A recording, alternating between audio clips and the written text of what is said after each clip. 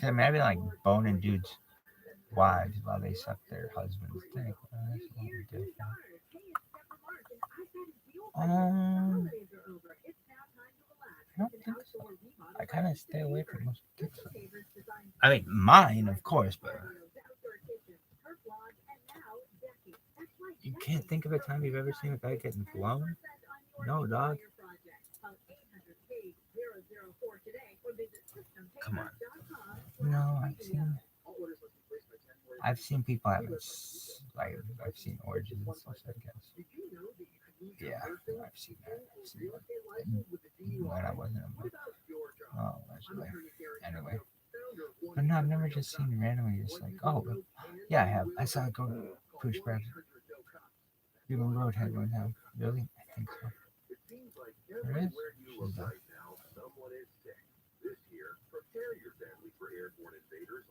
So she's just blowing this dude?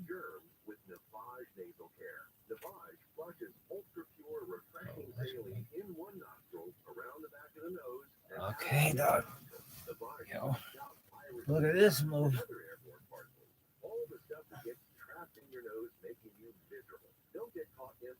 Okay, back to your thing and check and see if anybody said hi and they love you. Even like Dwight's I love your. Thanks for the Did follow. you not get your bobblehead? I got one of the rejected bobbleheads that doesn't look anything like the bobblehead. I did not get my original bobblehead. No. I see. That's And I asked Phil Schaefer the painting, the Dwight painting with where he's like Chairman Mao. Yeah. And that didn't happen either. Well, Rain, you've gone on to do so many awesome things, but we would love to talk to you about your podcast, Metaphysical Milkshake. I listened to a great episode last night when you had Mike Schur on. Yeah. And that was so amazing, just talking about what is good, what is bad. And he sort of like folded in his show, The Good Place, into that episode. But you and Reza are so thoughtful, and you're really asking life's big questions, and it's a great listen. Yeah, thanks. Well, you guys know this is something that's always been really important to me, and it was kind of the impetus and inspiration for starting Soul Pancake, the digital media company that I created with some friends. But this whole idea of life's biggest possible questions has always really intrigued me. I took philosophy in college, and I love, studying spirituality, and I love, psychology and sociology and kind of creativity and how creativity works and why. And so this was kind of the foundation for Metaphysical Milkshake.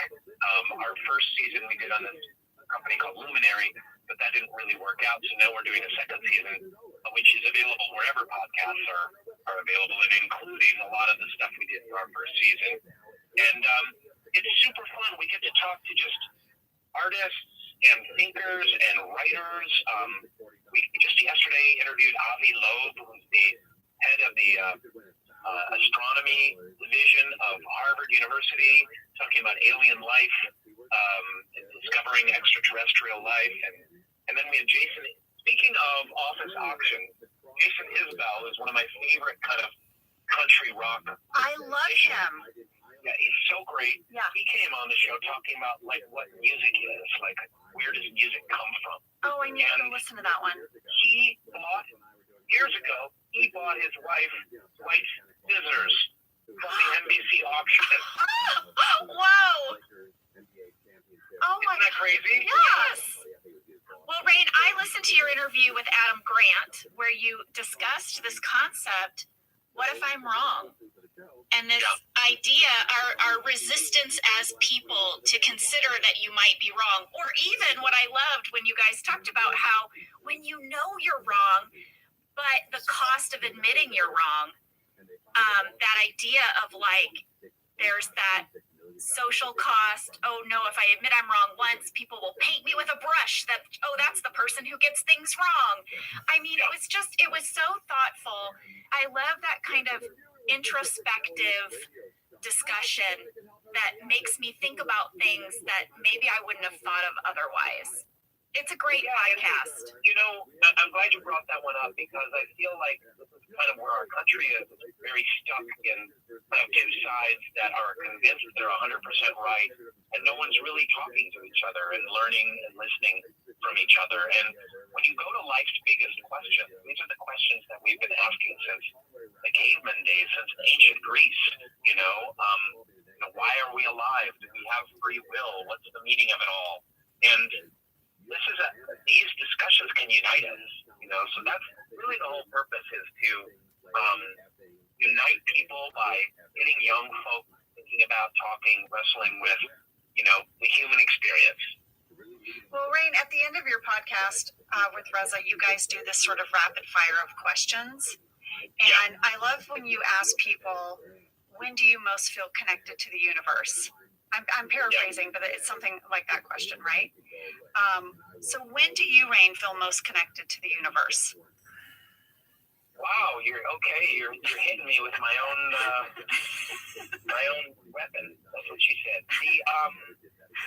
That's a profound question. Oh, I gotta hear that. Providing me the opportunity to be on this stage and say, fuck you, Klaus Schwab, and fuck your New World Order. We, the people, were born free. We will stay free.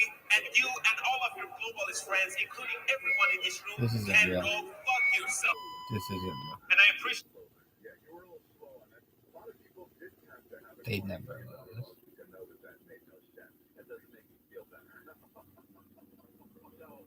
I'm not the only guy in my family that's been sued. For tens of millions of dollars. That's what happened for. So I meditate as part of my. It almost cost NBC $25 million. National treasure. Right. Here is the speech. They almost had to write a huge checkbook. I'm not very good at actually thanking people, but I did receive a telegram this afternoon that I just like to pass on to you. Means a great deal to me. Dear Kim, we know this is your day, but we hope you'll take a few moments to think of us. Our thoughts are with you always. Love, the gang of the Tarzana Pitch and Putt. Hey, fun to the whole family. Now featuring the new Mark Twain bowl. Complete with pedal wheel and recorded music of the old South. Take a break at the 19th hole. Try one of Andy's U.S. Open chili dogs. Good. Hole-in-one gets you free beverage of your choice. Small size only. One day, okay. So, all right. So he did that speech. So they cut out the part where he could have got sued. What he did, Bernie Anderson, who my dad was good friends with in Cleveland, Ohio, and my dad and Bernie came out. They worked together in Cleveland, and then they came out to LA to try to make it in show business together. So he was his best friend for many, many, many, many years up until Bernie Anderson passed away. And Bernie Anderson's son happens to be Paul Thomas Anderson, and there's that connection. So Bernie Anderson said, "Hey, give me a shout out if you win the award." And my dad thought he had no shot at winning it. He said, "If I win that award, I'm going to give you a shout out." So at the end of that telegram he was reading for Tarzana Pitch and Putt, he gave out Bernie Anderson's home phone number. Oh, that's great. Call us here, 818-980, and I remember the rest of the number, but I can't say it on there. 818-980, blah, blah, blah, blah. So they give out twice. Unfortunately, he missed the last number by one digit. And he gave out the number to a real estate office in Tarzana. And they got thousands of calls. It said they ruined their business. They went out of business, but I don't know why that or not. And they sued NBC for $25 million. That's what they wanted. And they had lawyers behind it, and it was out there, and it went to a trial, and they settled out of court for a big screen TV and an apology. Wow. And so it was very nerve-wracking around the house for that. That's a great story. It's such a funny bit. I mean, it's a big time funny bit. It's great. Yeah. Until you get to the phone number. Right. And then that's where the brother problem came in. On the side note, playing your dad, we really hear the similarities in your two voices. Oh, that's great. He thanks you. That's, you know, if I was at my dad's house when I was younger and my sister called, I could be my dad for 10 minutes on the phone. Hey, Cal, how are you? Oh, that's great. Yeah, no, yeah. So why don't you come by? We'll have fun. We'll have dinner at the house. Yeah, we'll see you on Saturday. Okay. All right. Thank you. All right, I love you too. You knew when you were getting older and you were starting to become a grown-up when people would get you confused with your dad, because I had the same thing with my dad. Oh, is that right? Yeah, people would go, Marshall, and I go, no. Yeah. Oh, but before that, it was like, hello. You know? But now my sister Kelly and my dad had a secret word, a code word that they used, so they knew that it wasn't me. It was actually my dad that she was talking to. And since my dad passed, my sister still won't tell me that code word. Isn't that crazy? That's funny. I heard that, Angel. Still won't give me that code word. And I just come down to Long Beach and see that free as it's be back here by 6:30. All right, we're live on KFI. Conway Thompson. More now with Rose. Jerry Sanchez, we got a trial for the co-founder of the Grossman Murder Foundation, who's accused of murder for a hit and run in Westlake Village that killed 8 and 10-year-old brothers in 2020. Bipartisan deal in Congress has been announced. Tennis club in this new little town that I moved to, California, and I've been playing a lot, 2-3 times a week.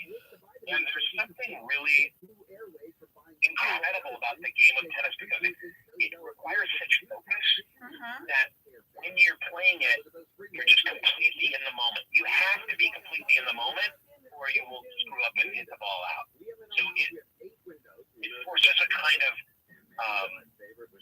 like a focus, and that allows one to be like connected. When I'm playing tennis, like time doesn't really exist in the same way that exists in my regular life. My anxieties go away, and I know that's not a terribly profound one, but I have truly been feeling connected to the universe through tennis. I think that's great because I think for me, I have to get out of my head sometimes and get in my body. You know, when I get nervous or anxious about something, I stop everything. I put screens away. You know, I love tennis as well. But I like to just get in my body somehow, whether that's a hike or just going on a long walk, just anything to just get back in my body and get out of my head. And I just love that. Rain, do you remember working on my serve with me on the side of our sound stage? I had my racket and I was telling you I was struggling with my serve, and so we went to the side of the building where the hair and makeup trailers were, and you had me work on my toss, and then I would hit it onto the side of the building, and I didn't. And you told me my toss was horrible. It was like all about my toss. My toss wasn't high enough. Did you feel connected to the universe as Rain told you your toss was horrible, Angela? I felt frustrated, but connected. It's so funny. Isn't it funny how it must be old age? I have no memory of that. But that's incredible. That's incredible. How is your serve these days? You know what? It's much better. It's much better. I do toss higher, but I also throw myself at it in a way I didn't before. Maybe it's like being 50 and having, you know, like the past few years of like just like craziness. I throw myself at that ball in a way I haven't before. And my tennis coach is like, "Oh, you got some power there, Angie." He calls me Angie. Nice.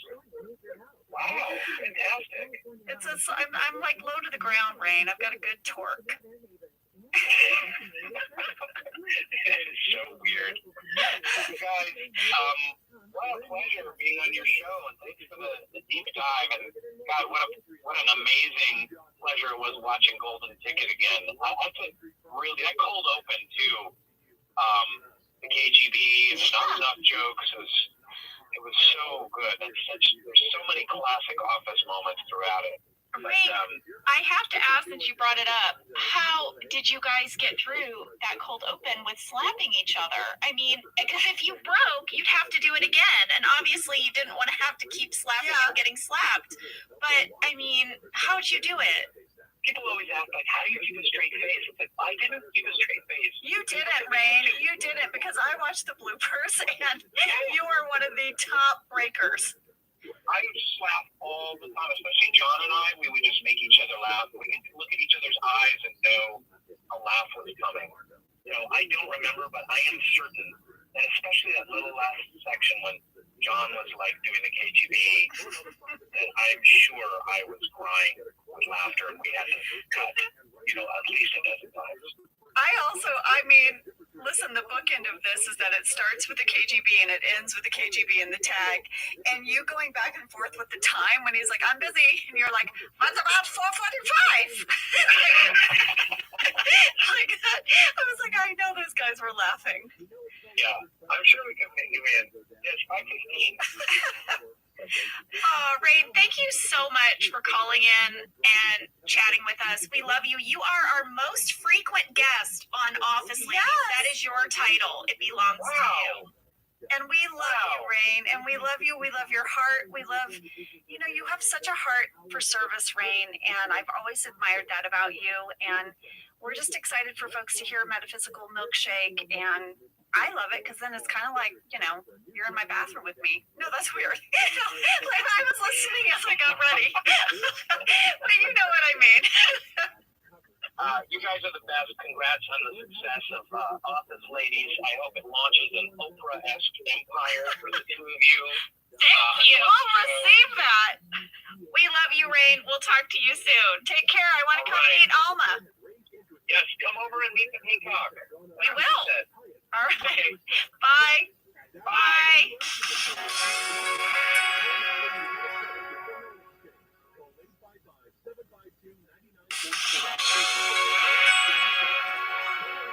I just love that fella.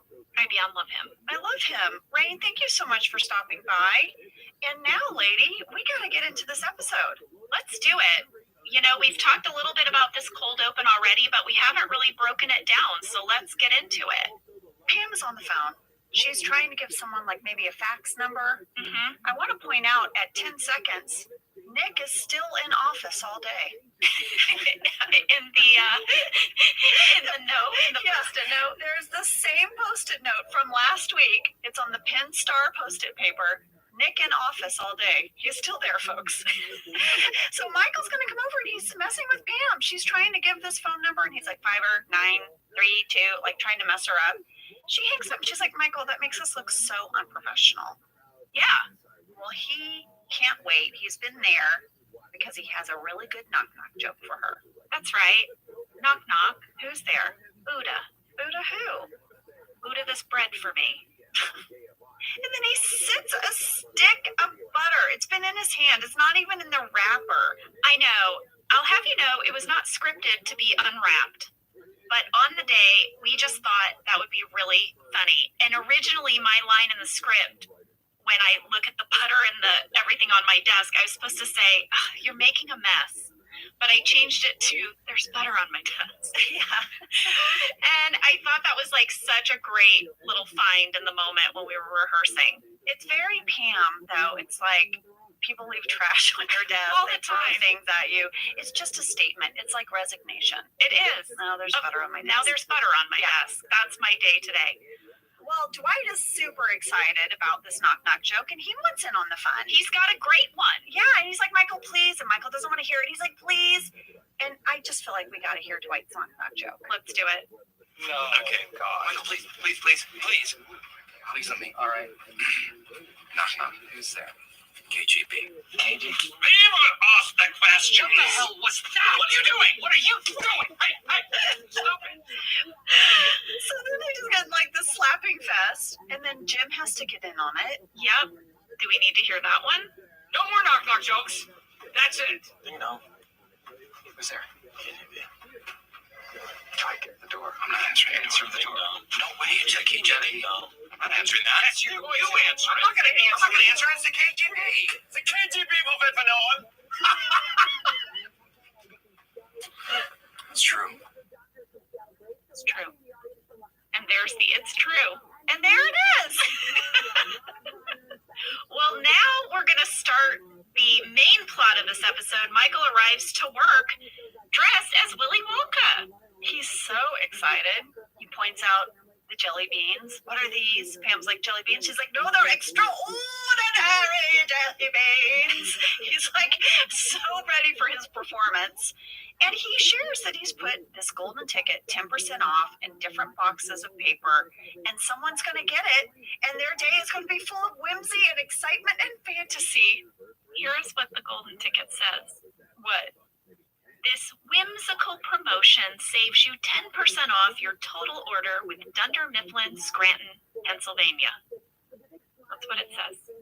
This whimsical promotion. In the conference room, Michael is just like already taking credit for his great idea.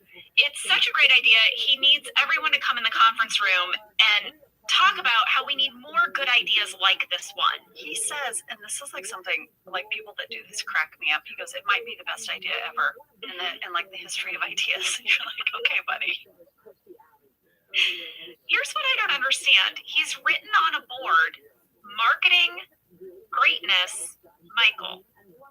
I didn't get it. It was very amusing to me. Well, his job is to profligate great ideas. I guess so.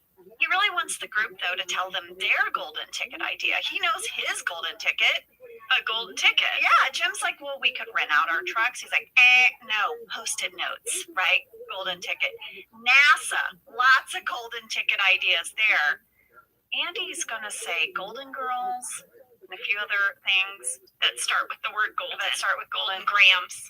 Look over his shoulder. Angela Martin, 1 minute, 59 seconds. Major eye roll at Andy. Angela eye roll. Yeah. She thinks Andy's an idiot, guys. She was only engaged to him just 2 seconds ago, but she's over it. Well, now we're going to move to the kitchen. Andy and Kevin are at the table. Pam and Jim are over by the counter. And Kevin really wants to ask out Lynn. And he's just getting a lot of advice from these guys.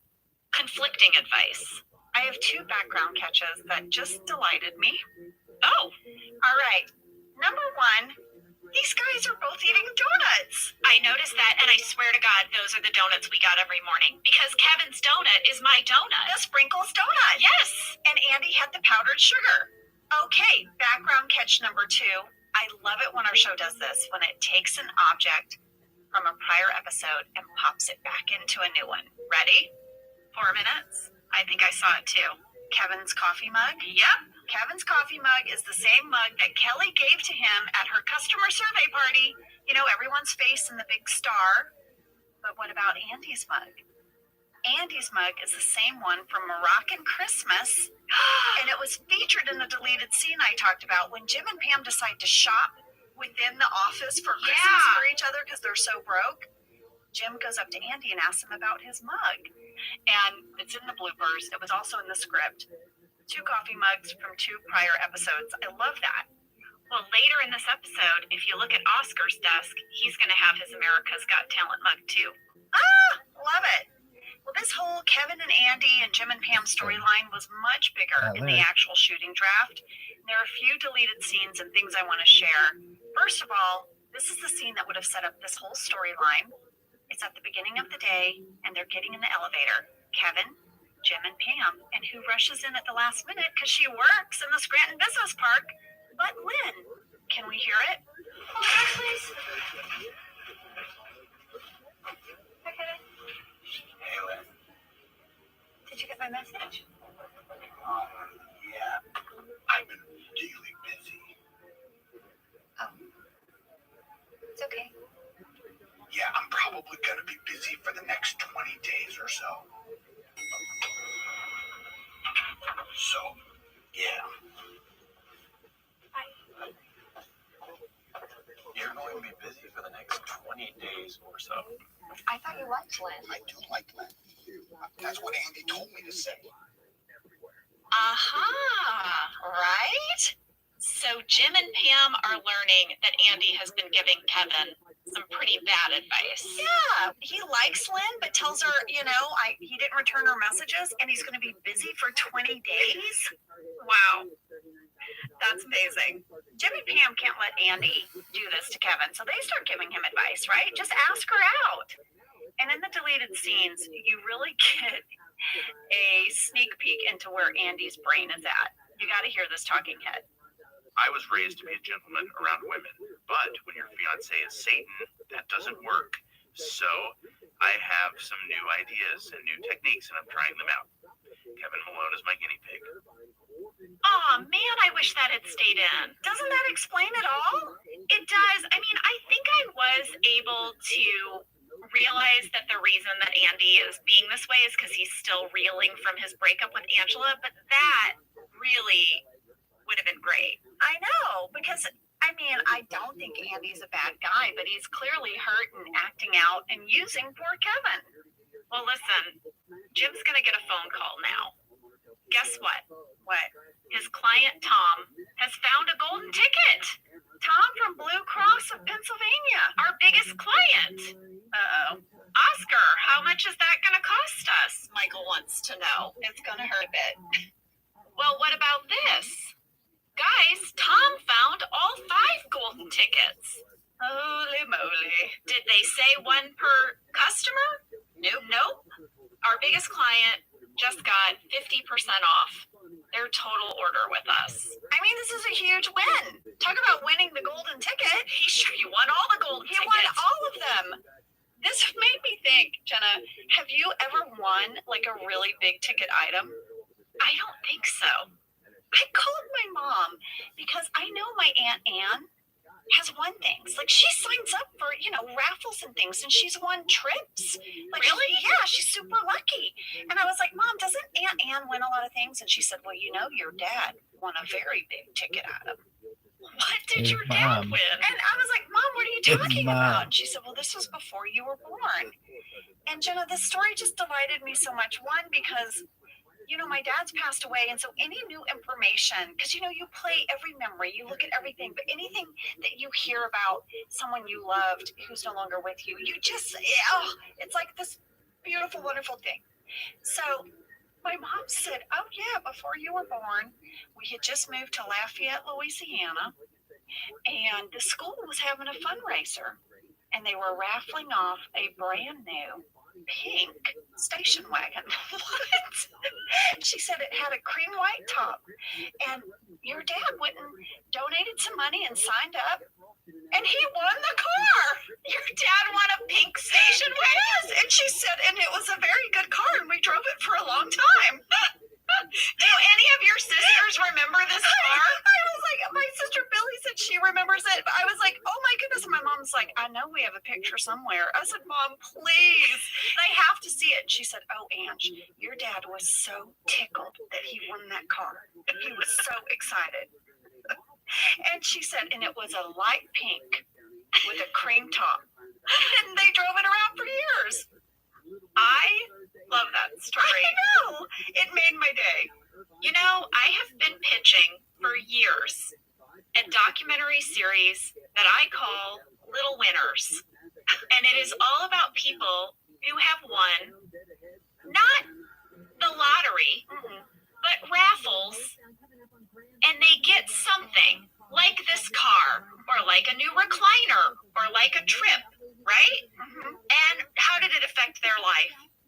Well, Little Winners. No one will buy it from me. No one wants to make it. I pitch it all the time. Why will no one make Little Winners? I love Little Winners. We could do it as a podcast and have the winner on. They could tell us all about it. Here's the thing. I like to think about my parents. They were young parents. They had 3 young girls at this time, and what that car meant to them. And then I also think about the car dealer there in Lafayette, Louisiana, and how the school, probably the superintendent, was buddies with the guy at the dealership and was like, what do you got that we can raffle off? And he's like, well, that pink station wagon, I can't. no one wants it. We can't sell it. It's a write-off. I'll give it to you. Okay, well, amazing. So Michael is spiraling out though, because he's realizing Blue Cross from Pennsylvania getting this many golden tickets, he's gonna get fired. And Jim is upset too because that's his commission. Oh, right. Right? So Michael is going to storm down to the warehouse. I love the beginning of this scene. This scene is brilliant. He goes barreling in going, hey, you idiot, to Daryl. And Daryl says, start over. So good. I was like, I'm keeping that. I am keeping that. The next time one of the kids has a moment where they're sassing me, I'm going to be like, start over. Exactly. And then Michael comes back with, sir? That was all in the script. I looked that up. So did had to know. So did I. Michael's like, Daryl, how could this happen? How could this happen? And he says, I put 3 pallets on the truck for Blue Cross every week. Where were you putting the boxes? Were they near each other? And Michael's like, I need to ask you something. I need you to be honest with me. What is a pallet? So good. So good. David Wallace is not happy. He calls. Pam takes the call. But Michael is sort of sneaking out of his office. He's taken off his Willy Wonka outfit. Yeah, he's getting rid of the evidence. Yes, he's like, dude, I am not here. I am not here. So Pam has to say that he's at a civil rights rally at the Lincoln Memorial. Which I want to point out is in Washington. Yeah, he's gone to Washington, D.C., I guess. In the same day, he's going to go to a civil rights movement in Washington, D.C. and get a colonoscopy in Scranton. Exactly. Well, Michael tosses his Willy Wonka costume into a dumpster. He's now wearing a Pioneers football shirt. And I had to look this up. This is a minor league football team from Wilkes-Barre, Scranton that played in the AF2.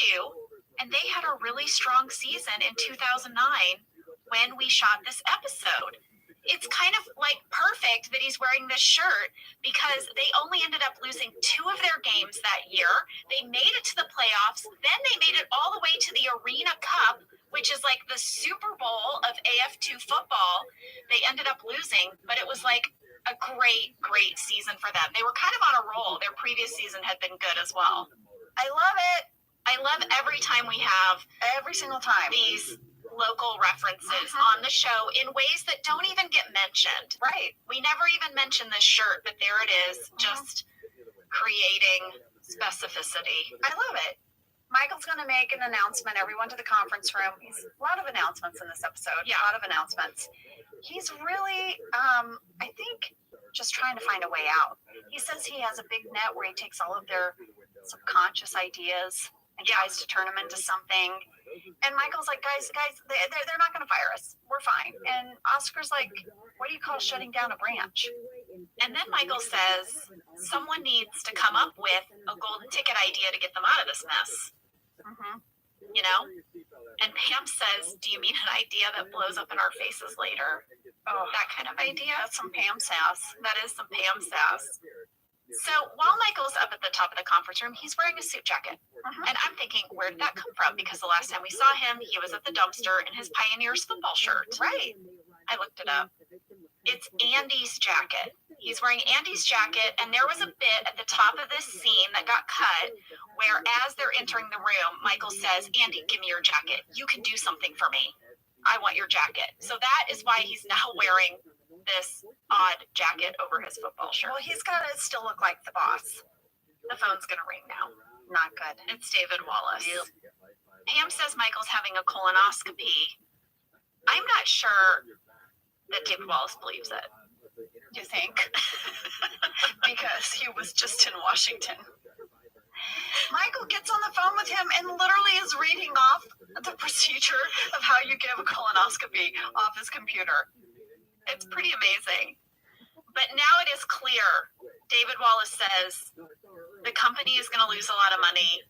How did you let this happen? Whose idea was it? Someone's got to pay for this terrible idea. Michael tells David Wallace it was Dwight. Just so devious. I know. Oh, Michael. It's like David Wallace is just naming people. And he says, was it Dwight? And Michael's like, yes. Well, now Michael has got to convince Dwight to take the fall for him. And so he's going to get out his diary and he's going to say, Dwight, I wrote it down that it was your idea. He tries to convince Dwight that Dwight is remembering wrong. What happened this morning?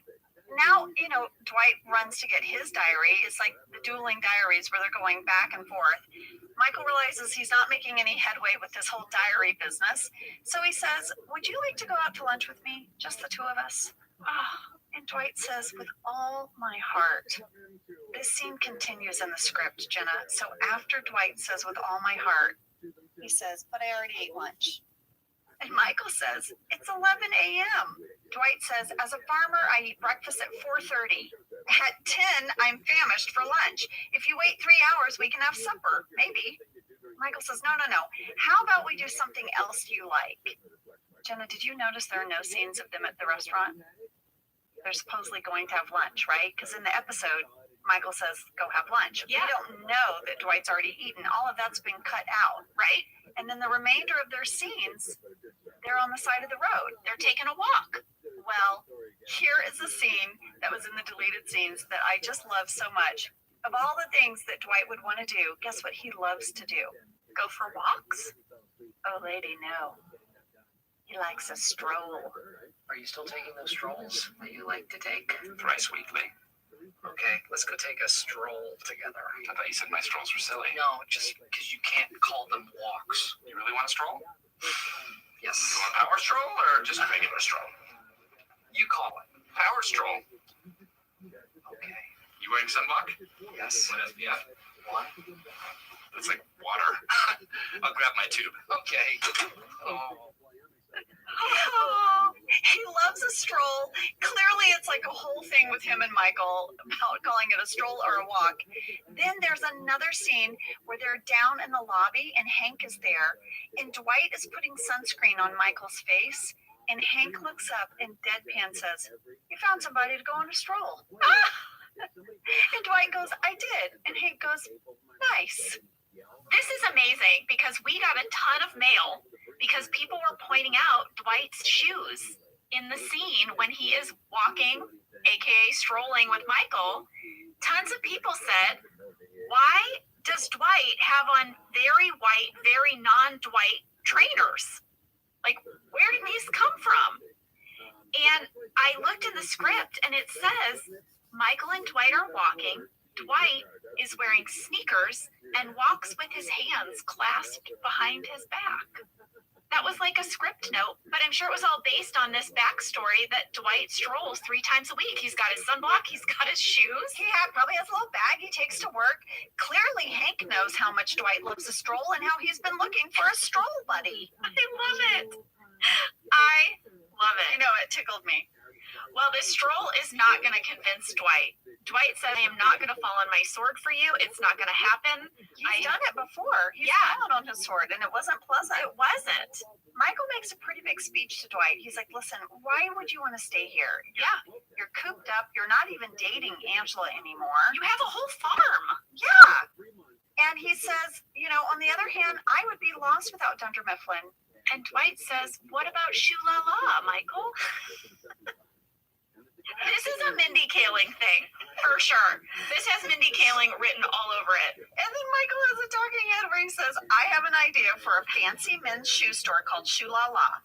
And it's just men's shoes for the special occasions in a man's life, like the day that you get married, or the day your wife has a baby, or just for lounging around the house. Yeah.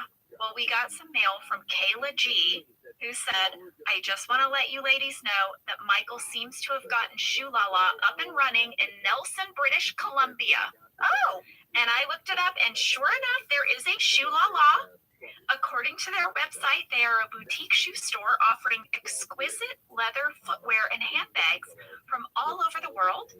They are a family-run business that has been around since 1983. Well, I want you guys to know that there is a Shoo-la-la in Lafayette, Louisiana. I saw that too. My town where I was born. Lafayette. And you know what? I love the slogan for their shoe store. If you go on their website, it's a clothing boutique and shoes. But their slogan is, life is short, buy the damn shoes. That is amazing. So there are 2 Shoo-la-las, Michael, but none of them seem to sell men's shoes. Oh. Well, I would love nothing more for Michael to have Shoo-la-la. Well, we have a great reverse talking head. Yes, I noticed. So Dwight is in Michael's chair, and you pull back to reveal Michael perched behind him. Basically, in this talking head, Michael's like, he's going to do it for me. He's going to do it. He's going to take the fall. And Dwight's like, no, I haven't decided. Well, folks in the office are starting to catch on. They get it. They know what Michael's doing. He wants Dwight to take the fall, and they start gossiping about it. There's a scene in the kitchen, you guys, that was deleted where Meredith, Kelly, and Angela and Oscar are all being real chatty, and Michael walks in and overhears a bit, and he's spying on them from the bathroom. Let's hear it. Ladies, really? Dwight gets fired, and I get a hot new guy to replace that. Seriously? What if it's a hot new girl? Then they gotta end up. I think it's horrible what Michael is doing. Really, I mean, this is unacceptable.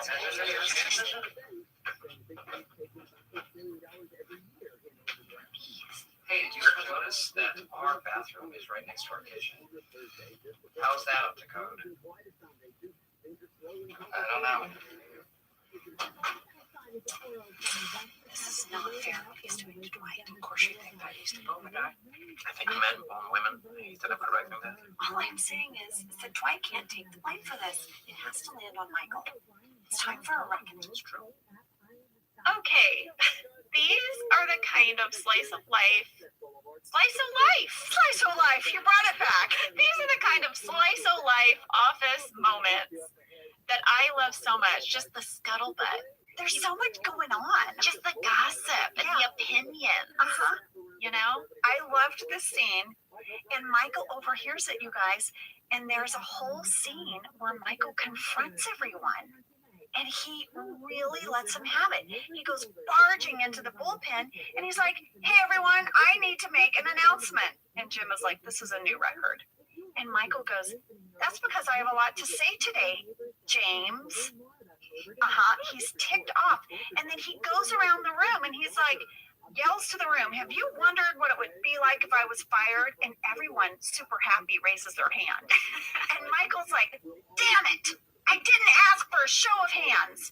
If I get fired and corporate brings in new leadership, you have no idea who might come. And then he starts singling people out. He says, you have no idea how bad it could get. Maybe it would be someone who knows that we don't actually need 3 accountants. I remember shooting this scene now. Yes, it's in the deleted scenes. Then he looks right at Jim and Pam and he says, or let's couples work together without sending them to different branches. And then he has this moment and it made me laugh. He goes, so you didn't think about that, huh? So let's just bite our tongues instead of saying mean things about me when I pretend to be pooping in the bathroom, okay? But it was a long speech and he really just lets them all have it. I love this episode so much. I think Steve Carell just is brilliant in this episode. He's playing so many different things. We already talked about this with Rain, but I just absolutely love the Michael Dwight dynamic. I really loved this one. I did too. This was like one of those sleeper ones that we hadn't seen in forever. And we're like, oh my gosh, golden ticket. I agree. Golden ticket is a golden ticket. Well, now David Wallace is going to show up. He drove from New York, you guys. Yeah. David Wallace arrives at the office, right? This is a serious thing. Yeah. He goes into Michael's office with Dwight. You could hear a pin drop. And he turns to Dwight and he says, Dwight, I owe you an apology. Blue Cross was so excited about the Golden Ticket promotion that they have made Dunder Mifflin their exclusive provider for all office supplies. Huge! This is huge! And he puts his hand out to shake Dwight's hand. Michael is about to split in half. He's looking at Dwight like, you better let him know it was my idea. And Dwight shakes his hand and says, thank you, David. And now all the power has been flipped. Amazing, amazing writing. They go out into the bullpen. Wallace tells everybody. Dwight gets this victory lap. Pam hugs him. I loved doing that. I loved it. And then Creed's like, way to go, kid. I know. Creed is like, sure, it was Dwight. Jim is giving Dwight credit, and they are all watching Michael squirm. And then David's like, you know what, Dwight? You need to talk to the marketing guys in New York, in corporate. We want to hear more of your ideas, more of your brilliance. Pam, can you set up that call? And Michael's like, I could be in there. And he's like, no. You got things to do. Come on, Dwight. Being in that conference room for that phone call was a delight. This was one of my favorite things to do. We've talked about this. I loved taking notes during these comedic scenes. And, pretty soon Pam isn't going to be the receptionist anymore. I know. And this was the part of the job that I missed the most. Getting to be in these ridiculous situations with Michael, being the note taker, because they're on the phone and Dwight is just saying ridiculous stuff. And of course, Michael bursts in. Right, because it's really clear that Dwight doesn't know anything about Willy Wonka. No. And call back to a deleted scene, but that we love, the toilet buddy. That's right. This is a deleted scene from Job Fair. Remember, Michael comes out of the bathroom flustered because all the contents of his pockets fell into the toilet. Yes. And then he threw his cell phone in the toilet out of anger. Yes. And he says then that he had this brilliant idea about this mesh toilet guard cover. Mm-hmm. Now, Jenna, in the episode, Michael calls it the toilet buddy. Mm-hmm. But in the shooting draft, it was called the toilet guard. And I think in the moment, Steve called it toilet buddy. Because then he corrects himself as Michael. He goes, previously known as the toilet guard. Yes. So I think that's just Steve staying in the moment, but catching that he had flubbed a line. And then Dwight mentions his idea called horse boat, which I love horse boat. You can go from riding to just being on the water. And then Michael hits back with toilet sponge. Mm-hmm. I don't know what that was. It's more absorbent. The toilet sponge. It's more absorbent. So it's a toilet that's a sponge? No, I think it's a sponge for your bum. I don't know. It doesn't say. He just says, we're not sure. He says it's more absorbent. That's what he says. Now, lady, in this back and forth, this brought up a product that my friend Stacy and I invented in high school that we thought, we were convinced was our ticket to being millionaires. What? It's called the tan baster. You know that thing that you wash your dishes with that you fill up with dish soap and it has a little sponge at the end? Yes. The tan baster is very similar, Angela. It has a little sponge on the end, but it's filled with sunblock. And you just baste it on yourself and your hands stay clean. The tan baster. Or you could get spray. Well, spray wasn't around yet, Angela.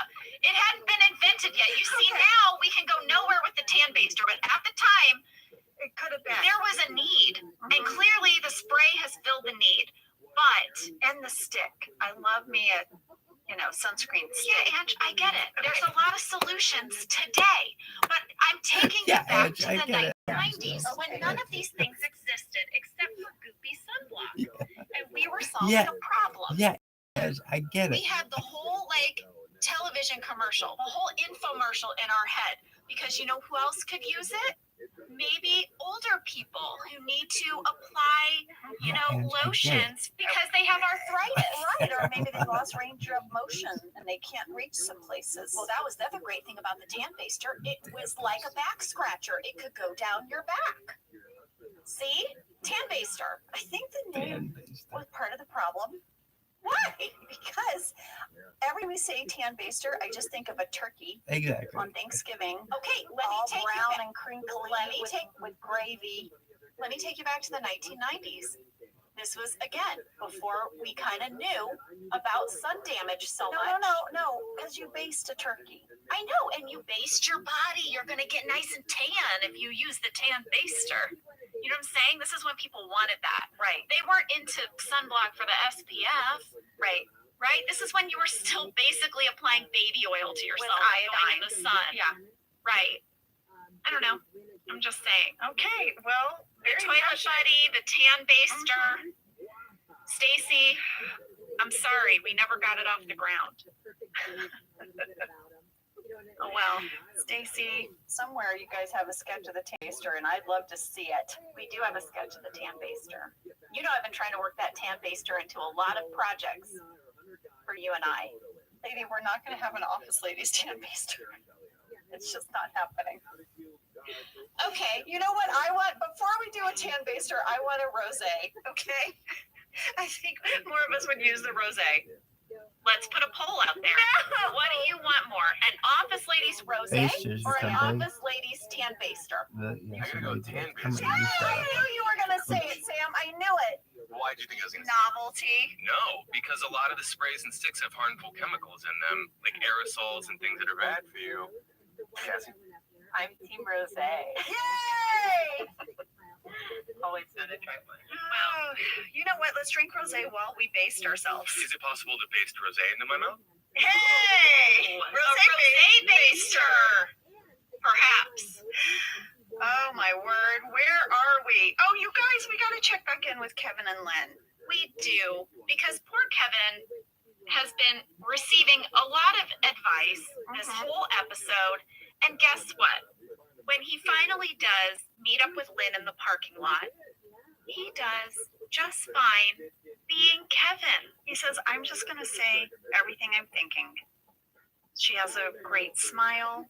He'd like to take her for dinner and a movie. She says yes. He's happy. And then he says, boobs. And she's delighted. Yeah. Lynn just likes Kevin. Yeah. Like you said, there's a lid for every pot. There is. Dwight's advice to Kevin was just go be alive next to her. Well, it worked. And finally, we have our tag, a final knock-knock joke, a ding-dong joke, really. Yeah, we talked about this with Rain. This one is so hilarious because Dwight thinks he's going to get Jim back. And he does ding dong, and then Jim's like, you know what? I just got out of the shower. I need 1 second. And then, like we talked about, they go back and forth with like, well, I can come back. When's good for you? It's like so ridiculous. And that is Golden Ticket. We hope you enjoyed. I loved this episode. I did too. And thank you, Rain Wilson, for coming on our podcast. That just gave me all the warm fuzzies for the whole day. I really do want us to go over there. You know, we have an office text thread. We've talked about this, where the cast texts each other, and we have all invited ourselves over to Rain's. So Rain, and sorry, Holly, we're coming. We are. You know, you told us sometime after Labor Day. Well, it's after Labor Day. You remembered the date you told her. That's right. Of course. I want to go. Well, guys, we will see you next week. Please check out Rain's podcast, Metaphysical Milkshake with Reza Aslan. We love ya. Love you guys. Have a great one.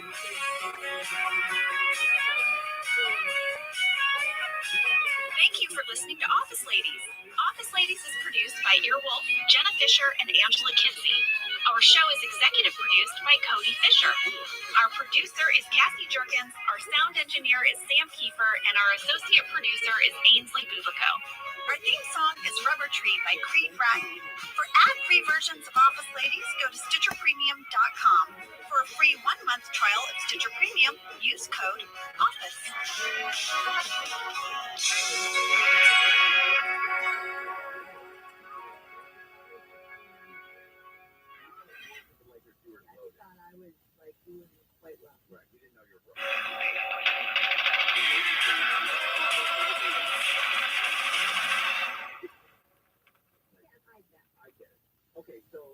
It was at a petting zoo at Burning Man. What? What is that? What is that? Okay. This is someone I did improv with.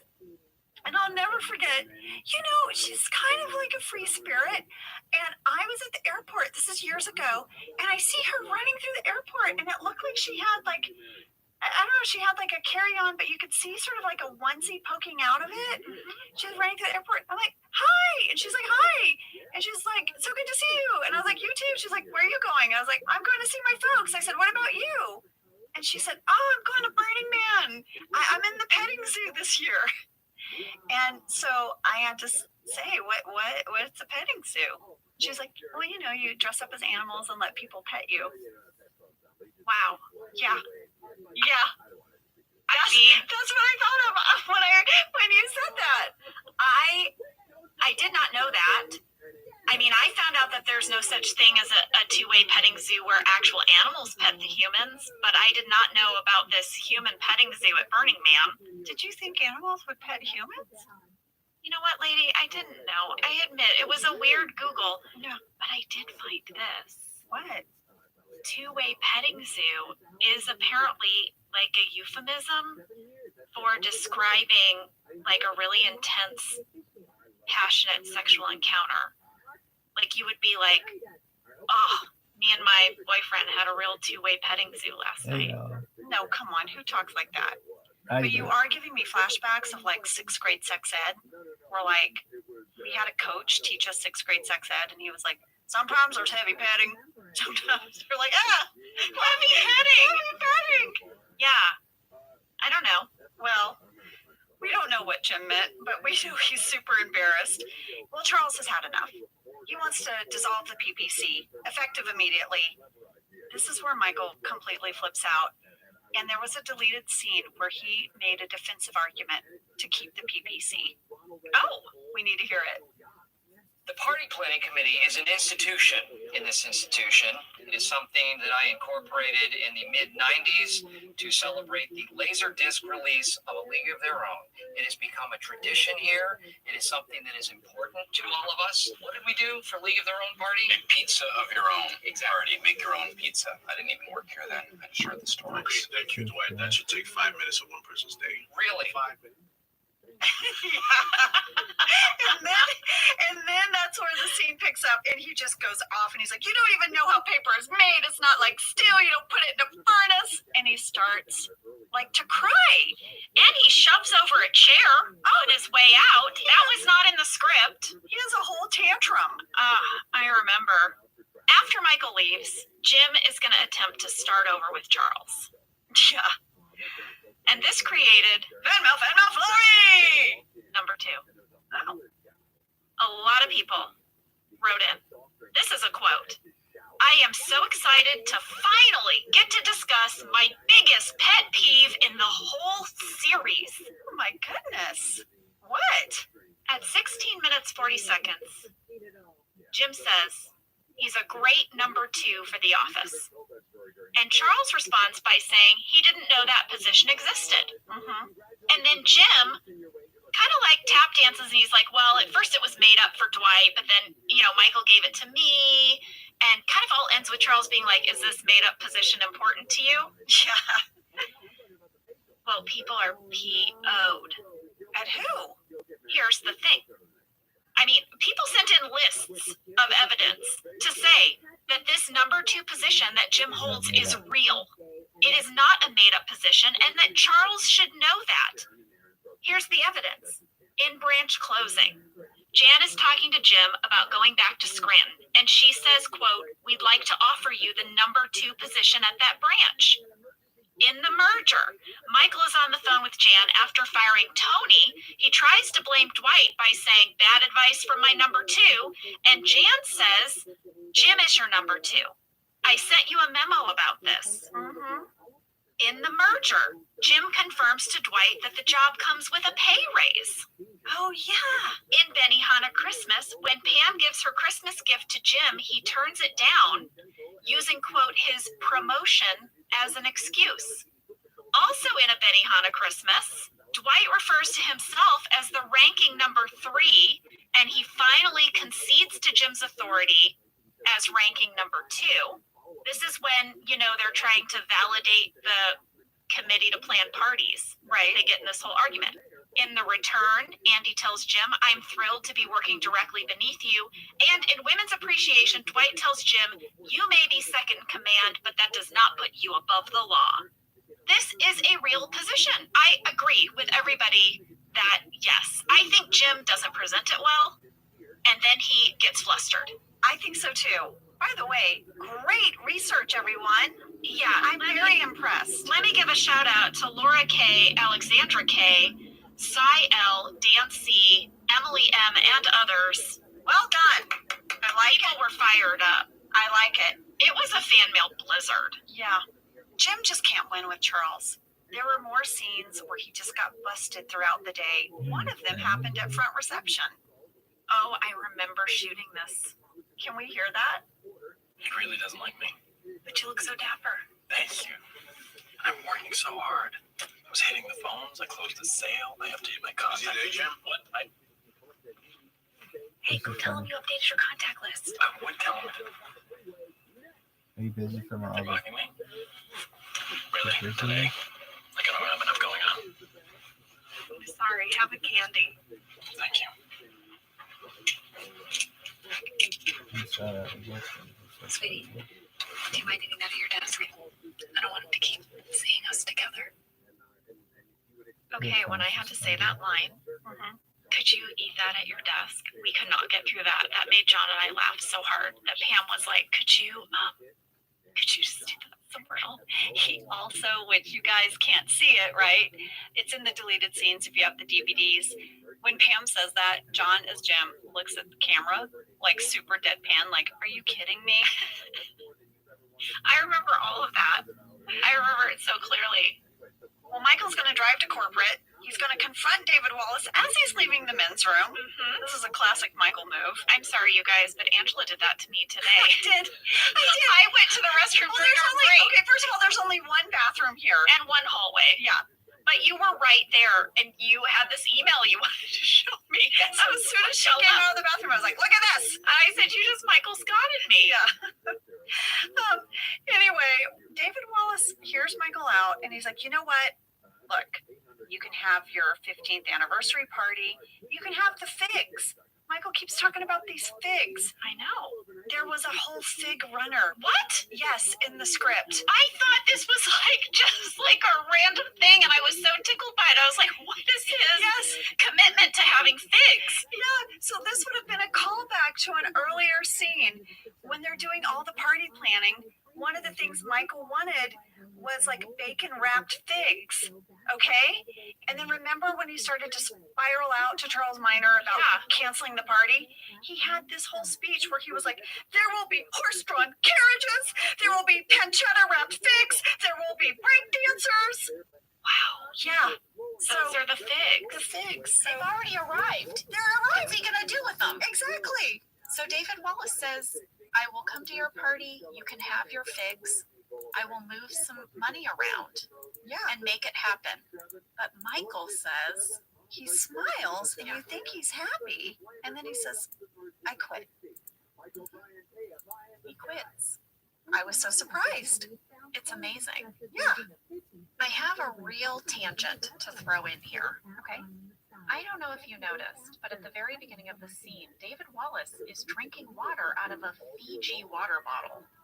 It was really random to me because he's turned the bottle in such a way that you can't see the name facing you, but it's clearly Fiji water.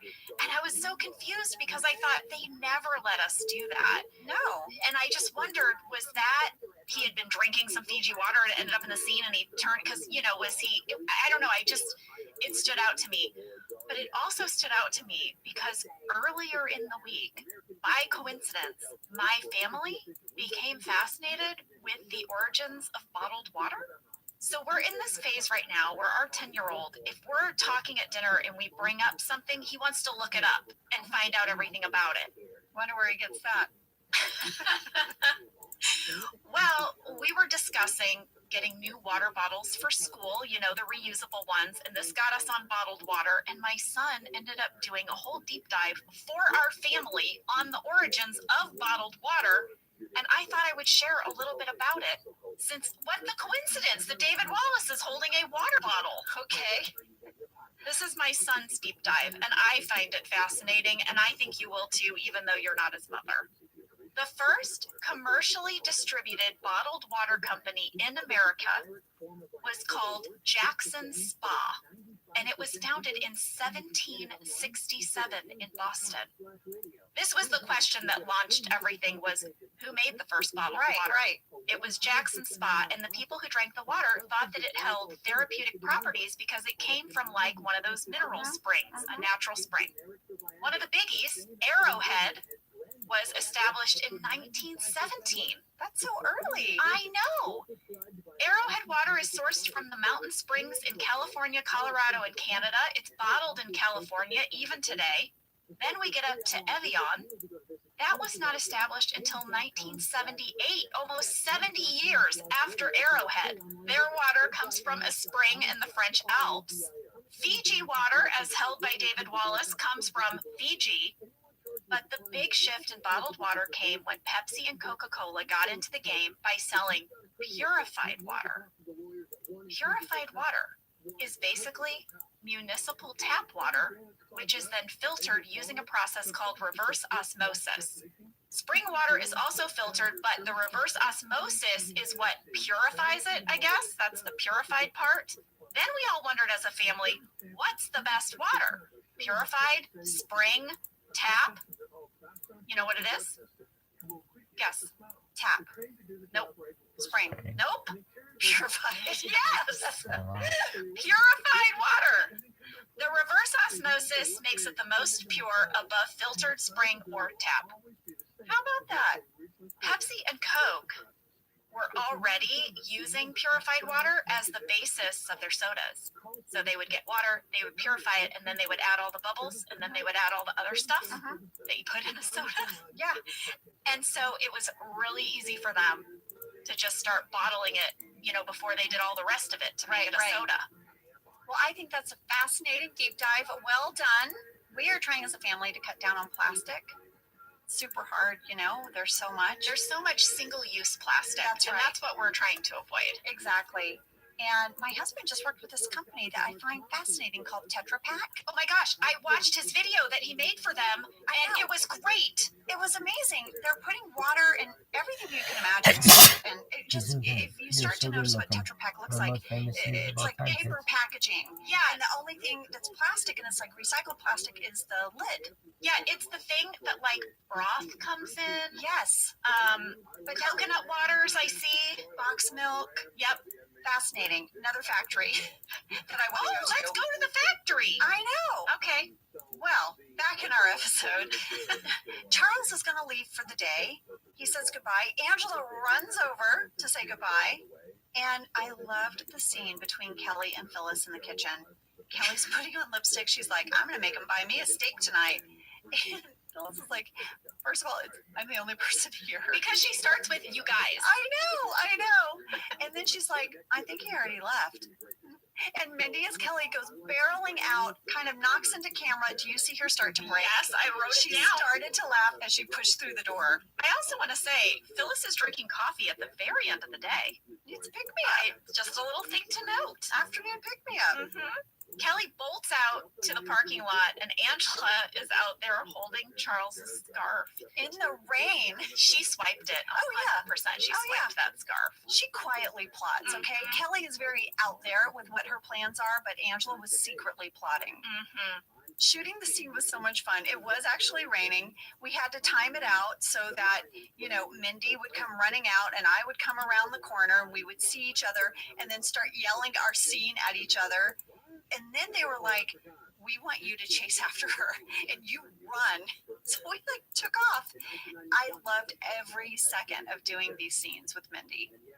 You guys had to run in your heels. In our heels. On the wet pavement. I also remember talking to Paul Feig about, wait, how would Angela Martin run in this moment? Oh, how does your character run? Yeah, and I had done Fun Run, but she was angry running, right, about sprinkles. But this was like, I had heels, and how would Angela Martin run? And these are small details, but they're so fun to figure out. But this is what you do as an actor. You make these choices for how your character would do something that's different from how you would do it. Yeah. And then after this, I have this talking head. And then I have a talking head, but we did not film my talking head that day. So they had to try to match how wet my hair would have looked. They spritzed my hair with water. They put water on my face, let my mascara run down my cheeks. And then I had to deliver this monologue as if I had just run away from Kelly. So I was winded. Now, let me ask you, before you started shooting, did you stand up and do a fake run? Because I've done that before. When I have to enter out of breath, I'll do a little jog in place. I did not. Oh, That's all fake. You didn't need it. I didn't need it. I just did this. Kelly and Charles, absolutely not. He is a sophisticated man. He doesn't need to go dumpster diving for companionship. Okay? Wow. Thank you. That's really good. Thank you. That's really good. Well, listen, that is new boss, but Angela, there would have been something here. Those driving scenes. Yes, Michael driving away from his meeting with David Wallace. They're so funny. I read in the shooting draft, there were so many. They just let Michael go on and on and on. Well, here's a few I want you to hear that made deleted scenes. Wow! Oh, boy. Like Thelma and Louise driving off the cliff. I'm really not even sure what just happened. I went inside and That was real, right? No, Mom, I don't know if I did the right thing. It's just what I did, okay? Don't put Jeff on the phone. Please, I don't want to. Hello, sir. How are your trains? What is that? I know. There were a series like where he started talking to himself, like, I can't believe this happened. Then he calls, right? Then he's laughing hysterically. Then he's eating pizza. Then he's crying. Oh, they just went on and on. But I loved that his mom put Jeff on the phone. What's up with Jeff and trains? Is there something where he talks about Jeff collecting trains? At some point in an earlier episode, I feel like maybe, but that would have been the tag. It would have been Michael in the car leaving New York and all these series of emotions and little snippets in his car. Well, this whole thing is going to lead to one of my personal favorite storylines of the entire series for my character, Pam. And that is when Michael starts his own paper company and Pam goes with him. I can't wait to watch these episodes. I can't wait. All right, you guys, that was New Boss. We hope you're having a great week, and we'll be here next week. See you then. Bye.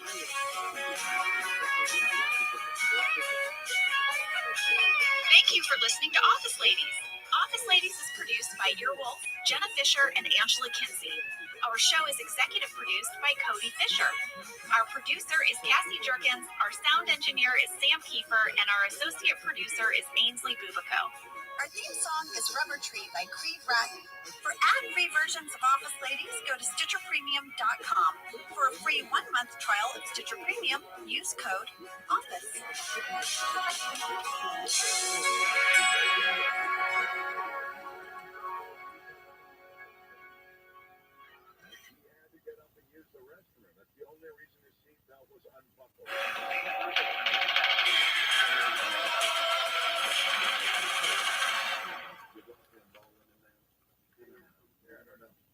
Most people give up on their resolutions by mid-January. Walmart Plus can help save yours this year by saving you time and money. Walmart Plus is the membership with benefits like gas discounts, video streaming, plus so much more. Is your resolution to simplify your life? With free delivery, Walmart Plus makes ordering what you need online a no-brainer. Join now. New members get $50 in Walmart cash to get what they need to help save their resolution. Terms apply. See walmart.com/plus for details. Whether your resolution is to save money, eat better, or stress less, HelloFresh is here to help you do all three. You guys know that we love HelloFresh. We've been using them for years. Each HelloFresh box is packed with farm fresh ingredients. Everything arrives pre-portioned, which means less hassle and also less wasted food because you really use everything in the package. Go to HelloFresh.com/OfficeLadiesFree and use code OfficeLadiesFree for free breakfast for life. One breakfast item per box while subscription is active. That's free breakfast for life at HelloFresh.com/OfficeLadiesFree with code OfficeLadiesFree. HelloFresh, America's #1 meal kit. I'm Jenna Fisher. And I'm Angela Kinsey. We were on The Office together. And we're best friends. And now we're doing the Ultimate Office Rewatch podcast just for you. Each week, we will break down an episode of The Office and give exclusive behind-the-scenes stories that only two people who were there can tell you. We're the Office Ladies. Hello. Good. I always want to say good morning. I know you do because it's 9:30 a.m. for us. And I'm having a cup of tea. I'm having a cup of coffee. Hi, guys. Today we are talking about 2 Weeks, which is season 5, episode 21, written by Aaron Shore and directed by Paul Lieberstein. As we were warming up today here in the studio, literally warming up because it was very cold. Yeah, it's freezing in here. And we were waiting for it to warm up. We were talking about how much we love writer Aaron Shore. Yes, Aaron, you are delightful. We are enjoying all your emails and just reconnecting with you. And you have the best stories. The best stories. It's no wonder they use so many stories from his real life in episodes. Here's a summary. At the end of the last episode, Michael told David Wallace he was quitting. And guess what? It's true. Yeah. He has given his official 2 weeks notice, and he has also given up on doing any work. Have you ever given a 2 weeks notice? I have. So have I. It's the most awkward 2 weeks when you're at your job, but everyone knows you're quitting. Yes, and it's true. You kind of coast. I mean, I didn't walk around with, Scotch and Splenda, but you kind of phone it in.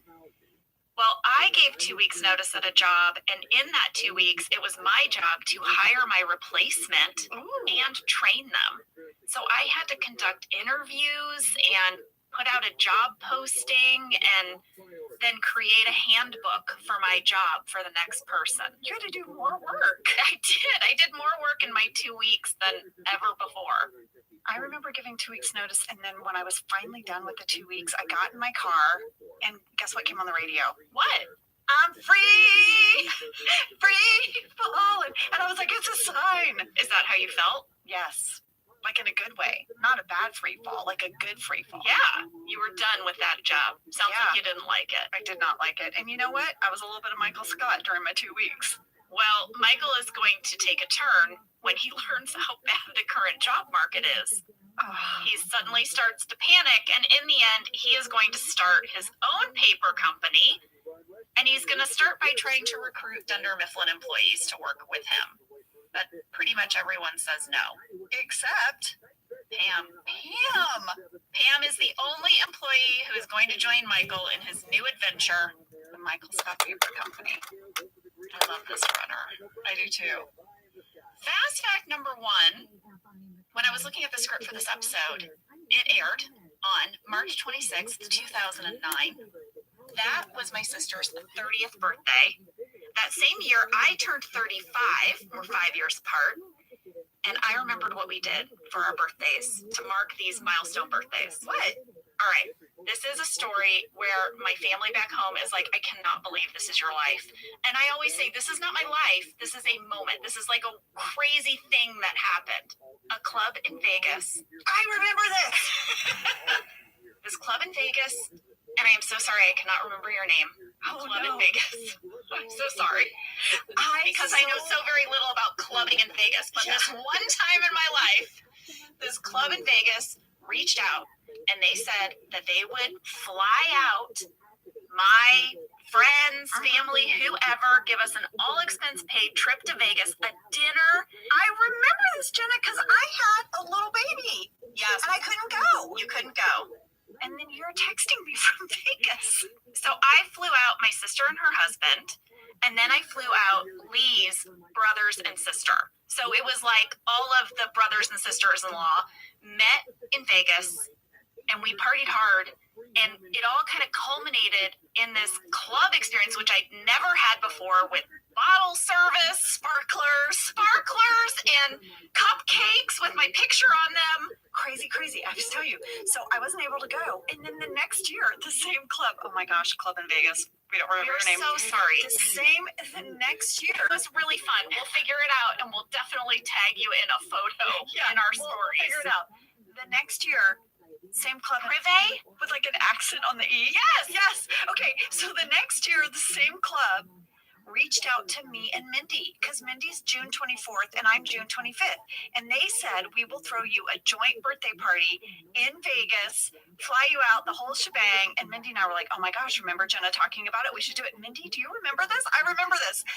And then whatever, we couldn't do it because we just had too many moving parts. But there was a split second where Mindy and I were in hair and makeup and we're like, should we go to Vegas for our birthday? Yeah. Oh my gosh, privé. I think it's privé. A delicious dinner, I have to say. Well, dang it. Casino club area. It was pretty dang cool. That's a great flashback. Moving along to fast fact number 2. You mentioned Scotch and Splenda. Yeah. Tastes like Splenda, gets you drunk like Scotch. Michael first mentioned this drink in season 3 Cocktails when he was having drinks at David Wallace's house. That episode was written by Paul Lieberstein. This episode is directed by Paul Lieberstein. So Paul clearly loves his Scotch and Splenda. I found a recipe for Scotch and Splenda, and I thought we should have it today. Shut up! You're not. Wait, I didn't have much of a breakfast. Scotch. Oh my God, Jenna. Wait, Sam, did you know about this? Cassie? Cassie's getting the ice. Here's Cassie, Splenda. did you guys know? I didn't. Okay, And then I've had had one pancake for breakfast, only one. I thought we could drink it out of our own office ladies' glasses. I love these. Look. Okay. Oh my gosh, everybody. You can have sprinkles. I'll have the teapot. Okay. Sam and Cassie can have some Dundies. This is me opening the Splenda. Oh my gosh. All right, you guys, it is 9:57 in the morning. All right, so here's what you need.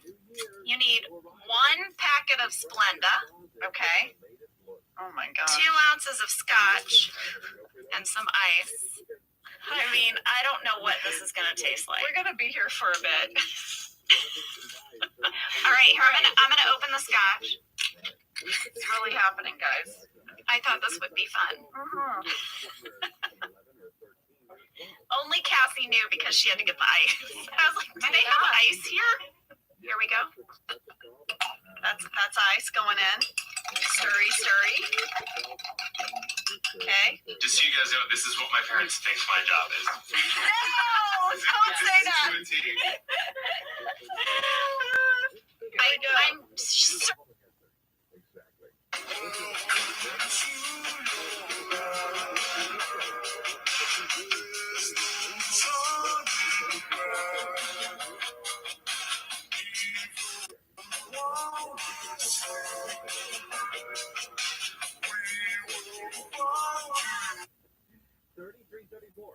That's wild.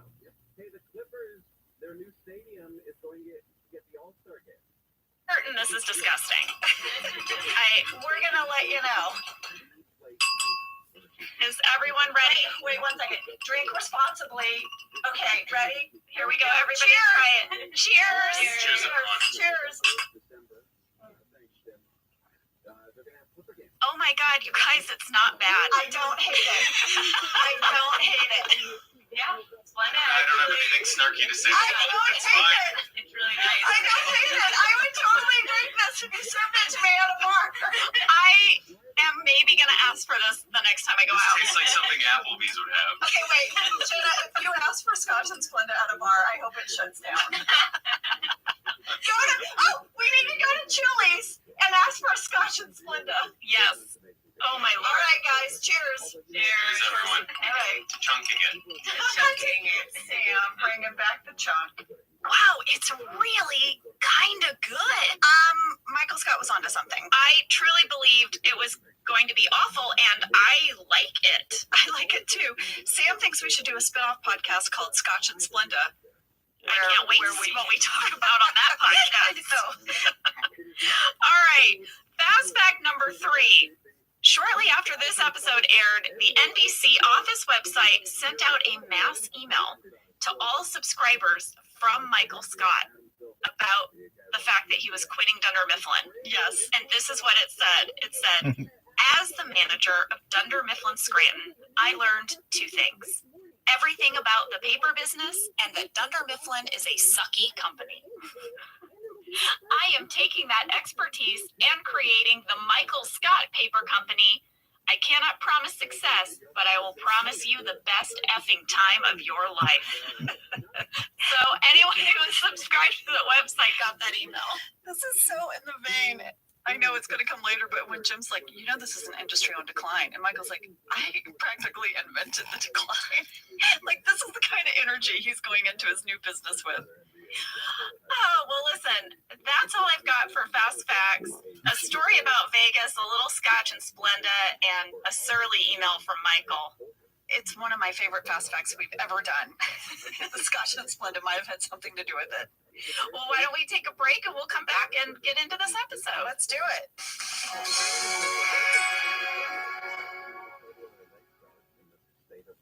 Well, folks, I have a lot of family in Texas, and I just want you to know, if you travel to Texas, there are vast landscapes, cultures, regions, destinations, activities that allow for an infinite number of different travel experiences. You can have fun in the sun. Texas has 350 miles of coastline. That's right.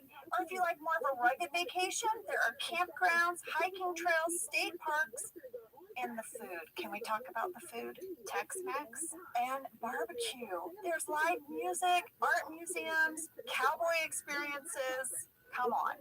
Right now, Travel Texas offers a one-of-the-kind online trip builder that allows users to generate a custom visually led trip matched to their unique interests. So you go in there and you click your interests and it'll say, here's where you want to go in Texas. Visit traveltexas.com/get-your-own to get the only trip to Texas that matters, yours. That's traveltexas.com/get-your-own. For 175 years, Gorton's has been committed to spreading the goodness of the sea by making quality seafood accessible to everyone while responsibly sustaining its future.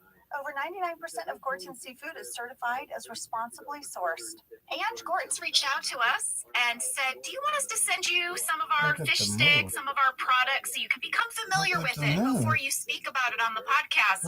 And I was like, Gorton's, I've got you in my freezer right now. Yeah, you do. You do. Your kids love the fish sticks. Yes, it's our fave. Guess what I got? I got the Southern style shrimp.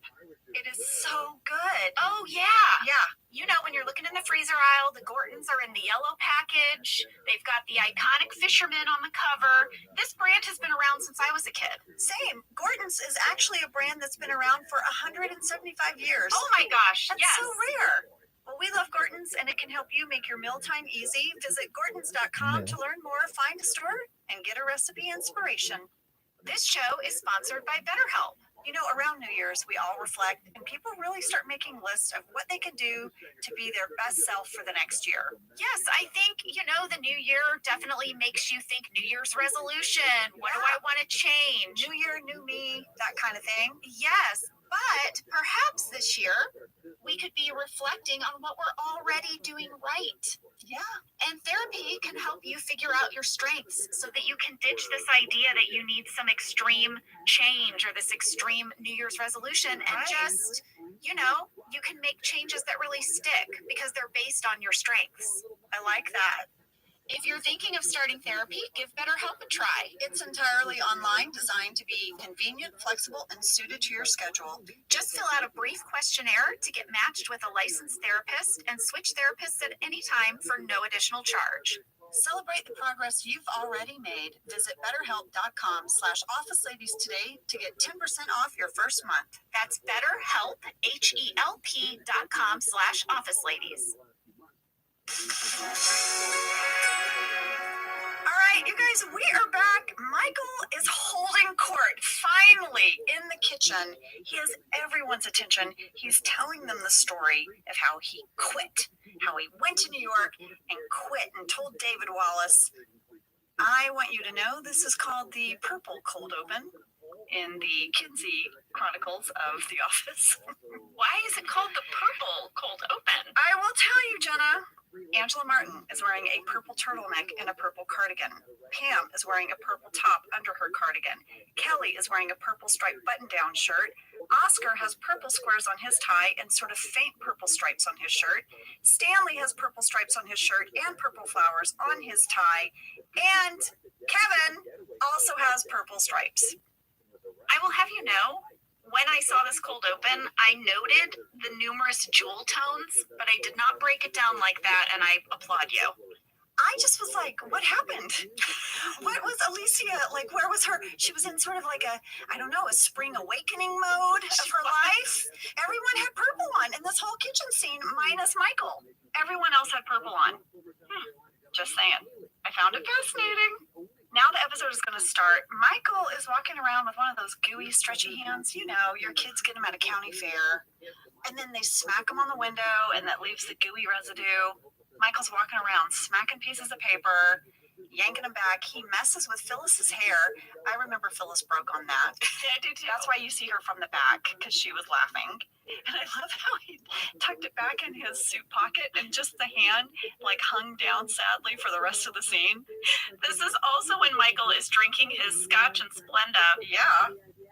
We reached out to writer Erin Shore, the writer of this episode, because we were very curious who wrote Tastes Like Splenda, Gets You Drunk Like Scotch. Yeah, we gotta know. I mean, it's just too good. And he said that that line was created in a pre-table draft pitch session. So what that means is the writers, they would kind of typically work together to make an outline of each episode. And then a specific writer, in this case, Aaron Schur, would go off and write the whole episode based on that outline. And they usually got like about a week. Well, they would turn in their draft, they would get notes, and then they would also have these pitch sessions. Right, they'll get notes. Sometimes a few of the writers will be put in a pod to pitch on a certain element of the script. Yes, and that is exactly what happened with Scotch and Splenda. A few writers got together and they said, we want a really funny joke for this moment when Michael is walking around with a drink in his hand. And Aaron had saved all of the pitches. Stop it! Oh my gosh! All of them! Oh my gosh! What were they? Okay, so Kevin says, is that Scotch? Yeah. And here are the various pitches that Michael would reply. Yup, from a fire truck shaped bottle in my office. Or, better, Southern Comfort. Or, nope, Diet Pepsi and water and ice and Scotch. Or, it's non-alcoholic Scotch. And finally, the one they went with, Scotch and Splenda. Tastes like Splenda, gets you drunk like Scotch.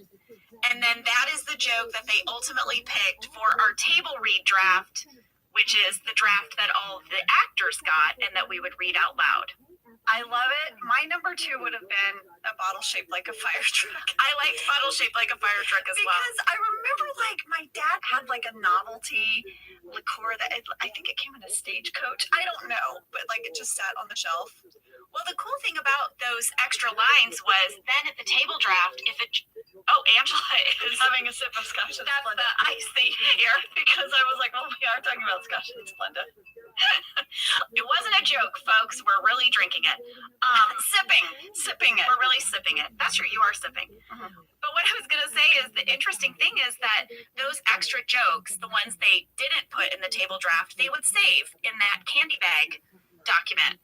And then if a joke didn't land at the table read, they might go over there and replace it when it came time for the shooting draft, or they would have us do it on set, all the different alternates. Right. Sometimes I think the writers just wanted to hear them just for fun. Even though they knew we weren't going to, like, use any of them, they would hand you a page, and if we had time that day in our shooting schedule, we would just do a whole bunch of alts. And it was always so fun. So fun. Stanley thinks Michael should start looking for another job. Michael says he has a job, to which Andy points out for 4 more days. Yeah, Andy's like, you kind of got to get your act together here. Well, Michael has a talking head where he is not worried. I mean, what's he going to do? He's going to do a little bit of this, a little bit of that, and he's going to stop worrying about calories. So during this whole montage of, like, people giving Michael advice, there was a scene in the shooting draft that didn't make it. And Kelly walks into his office and she's like, Michael, what are you going to do? You know what I would do? I'd move to Mexico. I'd live on the beach. I'd be naked. I'd make jewelry, have amazing sex, drink lots of margaritas. She just kind of goes off on this whole thing. And while Kelly is rambling on and on about what she would do, he is carving into his desk. Michael was here. Oh my God. And he really carved into the top of the desk. I was like, did we trash a desk for this, like, scene that never even made it in? And I wasn't the only one that noticed. Olivia C. wrote in and said, in the deleted scenes, they're on the DVD box set, guys, we see that Michael has carved, Michael was here on the desk. Did Steve really carve that into the desk? Olivia, I had the same question, but guess what? Randy Cordray had the answer. He said our production designer, Michael Gallenberg, created a matching desktop out of the exact same similar wood. Wow. I know. That was laminated over the actual desktop because we were shooting scenes out of order and they couldn't have different stages of Michael carving into his desk in the episode because then it wouldn't match. Yeah. So they just had this laminate top they would put on top and then they would take it away. Now let me ask you this question. Okay. That means that Veda, our script supervisor, would have had a chart. And on that chart, for each scene, it would say carved desk, no carved desk. Mhm. She would have tracked when we should see the carving. Yes. But they didn't know they were going to cut this scene until later. Right. So is it possible that we can see this carving on his desk throughout the episode? Maybe. You'd have to be close, right? Like over his shoulder. Yeah. But I mean, probably what a headache for Veda. Like keeping track of all that. And then it didn't even make it in. I'll have you know, Angela, at 2 minutes 48 seconds, we had a fan catch from Flora K. There is a blooming plant at reception. Flora, good catch. I knew it would make your heart happy. I saw it too, Flora. You know, the last time we had a blooming plant at reception was beach games. So you think this is connected to Pam? Pam was going to have her moment here. She's going to have another moment. She's going to bloom again today, like in beach games. Now, I know we talked to Steve Ducherer, who told us that it was a coincidence that it was a blooming plant for beach games. But Steve Ducherer, again, with the blooming plant, Pam is blooming. I think it was subconscious. This is that group mind thing. That's what I was going to say. This is creative group mind. Well, Michael is now going to move into the kitchen. I guess he's hungry, so he's looking for some food. He's a little tipsy and he's going to go like raid the refrigerator. Who hasn't been there? Come on. In the script, it just said that Michael takes out a container clearly labeled Phyllis. But you know how he's eating it and then he's like, Phyllis. None of that was in the script. Oh, really? Nope. Steve just improvised that. Oh, that's so good. Andy comes in and he wants to give Michael some wine as a farewell gift. It's actually a really nice gesture. It is. And Michael just doesn't give a crap. Michael would love it if Jim came in and gave him a bottle of wine. I know. But, you know, it's Andy, so he's like, ugh, I already have wine. This next scene I loved because Michael's sitting on the couch by front reception and a man walks in. He's interviewing for Michael's job. Yeah, Michael is kind of on the couch reading a novel. I zoomed in on it. I tried to see what it was. It's like a woman in a martini glass. It's clearly like a romance novel? No, it seems like one of those like books for women about, you know, claim your space sort of book. Yeah, like a motivational. Yes, that's what it looked like to me. I want you to know a couple of things. At 4 minutes, 16 seconds, the blooming plant is on the move. It's been moved to the other side of the reception desk. So you can see the couch better. Yep. The man who's interviewing for the job is named Mr. Isaac Sylvie. And Aaron Schur told us that he was named after Aaron's kids, Isaac and Sylvie. Isn't that so cute? Yes. He had originally named the character Mr. Engbritson. But Paul Lieberstein told him, no, name him after your kids. So that's how he got the name Mr. Isaac Sylvie. He was played by David Grant Wright, who has appeared in several episodes of Better Call Saul, Crazy Ex-Girlfriend, and Brooklyn Nine-Nine, and pretty much every soap opera you can imagine. David is an incredible actor, and I read his bio. He is a 27-year cancer survivor. Oh, wow. He wrote a one-man show called With Flying Colors about his cancer experience, which he has performed for the last 25 years, raising thousands of dollars for cancer patients. Good human alert. Yes, good human alert. That's fantastic. Well, in this scene, Michael finds out that Isaac has driven all the way from Philly. Michael's like, gosh, that's a heck of a drive. And Isaac said, yeah, well, this is one of the few places hiring. It's rough out there. And you sort of see the realization coming over Michael's face. Jenna, there was more to the scene. It was so good. I read it in the shooting draft. He has his resume out, Isaac, and Michael's like, can I see that? Michael is so blown away. He finds out that Isaac was the president of the company he used to work at. Wow. Yeah, and now he's driving all the way from Philly for a regional manager position. Michael is so blown away by his resume, he says, can I keep this? And then he really starts to spiral, and he goes to see Toby and asks Toby for resume advice, like how to beef up his resume. This made it into the deleted scenes. It's so good. Can we hear it? Hey, Toby, I have a real quick question for you. It's about a resume. Sure. So we might start with your most recent thing. Summary of achievements. What have you done here at Dunder Mifflin? Regional manager, dickwad. Okay, that's your title. How would you actually describe what you did? Change things. Ushered in a new era of love and comedy in the workplace. Hired many, fired none. Made money, lost money. Learned to stop counting. This is our moment. This is our time. This next part should be sung, if possible. That made me laugh so hard. The scene continued. Toby said, "How would you describe what you did?" And Michael has this speech, and it didn't make it in. This is Michael talking about himself. Michael Scott always had a strange recipe for success. 2 cups of spirit, a half a thing of inspiration, 2 spoonfuls of love, a water bottle of danger, a pinch of praise, a dash of hopes, a sprinkle of cinnamon, 2 pats of butter, a box of cake mix, and a little bit of cooking oil. Preheat of... Wait, what am I describing? It made me laugh so hard. That's his description of what he did. Okay, the talking head is very funny, but I have to say what I think I can Scotch and Splenda. Because it's so funny to me. Is it not that funny? No, but I've shared a drink with you before, Angela, and you're getting into that You're getting into that, yes, that territory where you giggle. I haven't even had a full Scotch and Splenda. No, you haven't.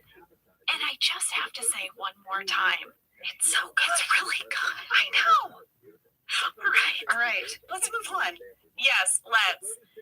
We need to talk about this new copier. I guess, we had this whole runner about copier or chairs. We never saw them get their chairs, but they have gotten a new copier now. I did love that for the whole beginning of the episode, it was wrapped in like the blue sort of packaging, and no one said anything about it. I just love how things are in the backdrop like that. I do too. Pam has a talking head where she says that they delivered this new copier, but they didn't set it up. So Pam's job today is setting up this copier. This would do me in. Yeah. I wouldn't be able to do it. I don't like reading instructions. I don't like manuals. When I get any kind of appliance and it comes with a manual, I just stash the manual in a corner. This is reminding me of the document that we got when it was time to do the layout edit of our book. You guys, it was like building a small Cessna. Are we allowed to take a picture of that and put it on the pod? Because to me, it looked like some sort of scientific formula. Mm-hmm. It was all of these instructions for how to make a comment on the PDF. Mm-hmm. And when I looked at it, my brain exploded, and you got on the phone with me and said, "I can't do it. I can't Lady, do it. I can't do I will it." mess it up. So we got on the phone together, and every time you had a note, I read the document, and I carefully made the note on the PDF.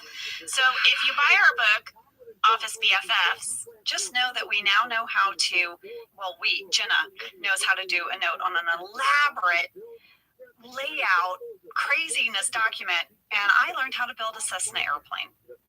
Yeah, but we cared, and we put that love and care into our book. I'm buzzed. I know.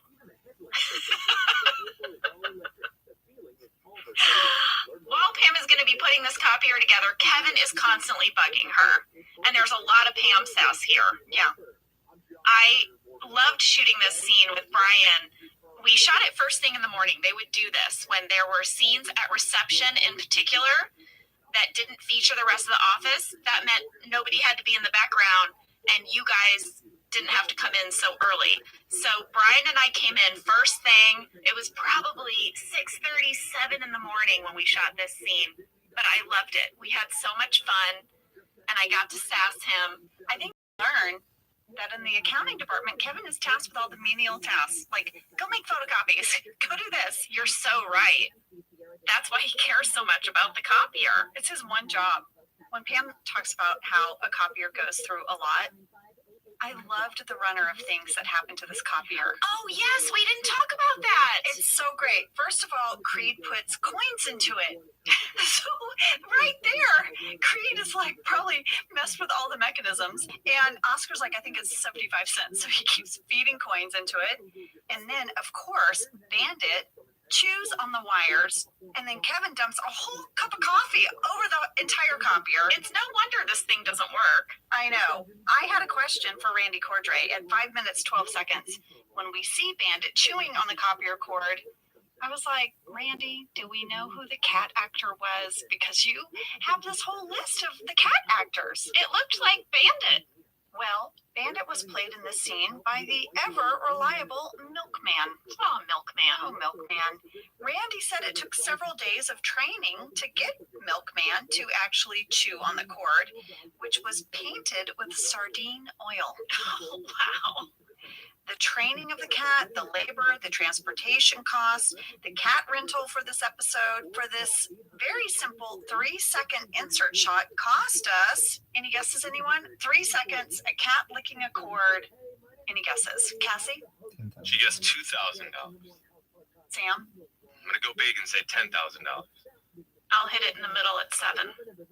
$3,710. Oh, Cassie gets it. Cassie wins. Closest without going over. Mhm. And once again, we use Bob Dunn's Animal Rentals from Silmar, California, with Denise Sanders, our lead cat trainer.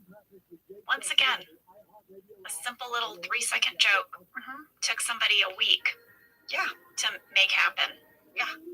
We are going to go to Jim's desk, and over his shoulder, we can hear monster sounds coming from Michael's office. I love this line when Jim says, it's monster.com, singular. He knew. We actually got a lot of mail about this bit. Okay. People wondered, where did we get the monster sounds? Well, as it turns out, it was none other than our post-production supervisor's voice, Jake Oust, making monster sounds. Get out. Yes, Jake.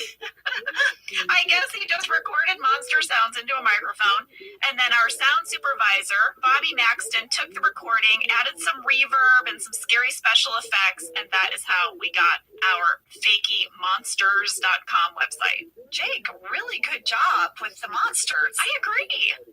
This leads us into a Michael talking head where he says, if you work in paper long enough, you get to know the players, and he's going to start calling some paper companies to maybe, get a job. Well, we find out there's only one on his list. Are you ready for the saddest outgoing message ever? Yeah. Here it is. Hi, you've reached Prince Paper. We are sad to inform you that after 40 years of serving the community, we are no longer in business. Thank you for your support. May God bless you. Bye. Yeah. Oh, that was harsh. That was Prince Family Paper, the small family-owned paper business that Michael and Dwight have clearly put out of business. The little girl at the end. Hi. I'll have you know, they were uncredited, but we brought back the original cast members of the Prince family to do the voices. That is Dan Desmond as Roger Prince and Emily Ray Argenti as his granddaughter, Rebecca Prince. Like when I heard that again, I knew it was coming, right? I knew it was coming, but still, I was like, in his voice waivers, I was like, oof. I know. Well, Michael needs to now figure something out. So at 16 minutes, 49 seconds, he's going to start throwing stuff at Jim to get his attention so that Jim will come in his office. Yeah, he could have just called Jim, but instead he's going to throw a koosh ball at him. Well, Jim goes in his office and Michael's like, close your eyes, because I'm going to tell you something. And Jim will not close his eyes. And this is when Michael reveals he's going to start his own paper company. Leading to your favorite couplet that we talked about earlier. Yeah. Do you know how the industry is in decline? Do I invented decline. He goes on to tell Jim he has a name for the company and he wants Jim maybe to be a part of it. He's very excited. It's a big no from Jim. I'll have you know, at 6 minutes, 44 seconds, I spotted something. What? The desk? No. Oh. Do you remember in season 3, The Job Part 1, I noticed that the outlet in Michael's office, the one under the big photo on his sidewall, was upside down. Correct. And in that podcast, we learned that you can install outlets any way you want and they still work. Yeah. You can put them sideways, you can put them up and down. Yeah. I also said in that episode that I would be tracking outlets. I'll have you know, you didn't forget. I didn't forget. And if you look at that outlet, it is now facing up. It is facing the correct way. Ta-da! I kept my word. Well, you did. And the outlet is now up and down. There you go. Outlet tracker, gesture. Mission accomplished. Charles is going to interrupt. Jenna's taking a drink of her Scotch and Splenda. I've been drinking water. Busted. What? Yeah, I just saw you drink. Charles is going to come in, and once again, Jim is in the wrong place at the wrong time, and he breaks up their meeting. Yeah, because he says, Michael has given his 2 weeks notice. Jim, did you also give your 2 weeks notice? And Jim's like, nope. I'm going to go have a seat. We just need to find a way. Yeah. Okay. So, I literally just said, I just want to say something. I was going to say, we need to find a way to get to break. but you said to get to drink. That's what I said. We need to find a way to get to drink. You guys, I want you to know it is 10:48 a.m. Maybe we should go to break and drink some water. Maybe we should go to break and drink some water. We'll be right back.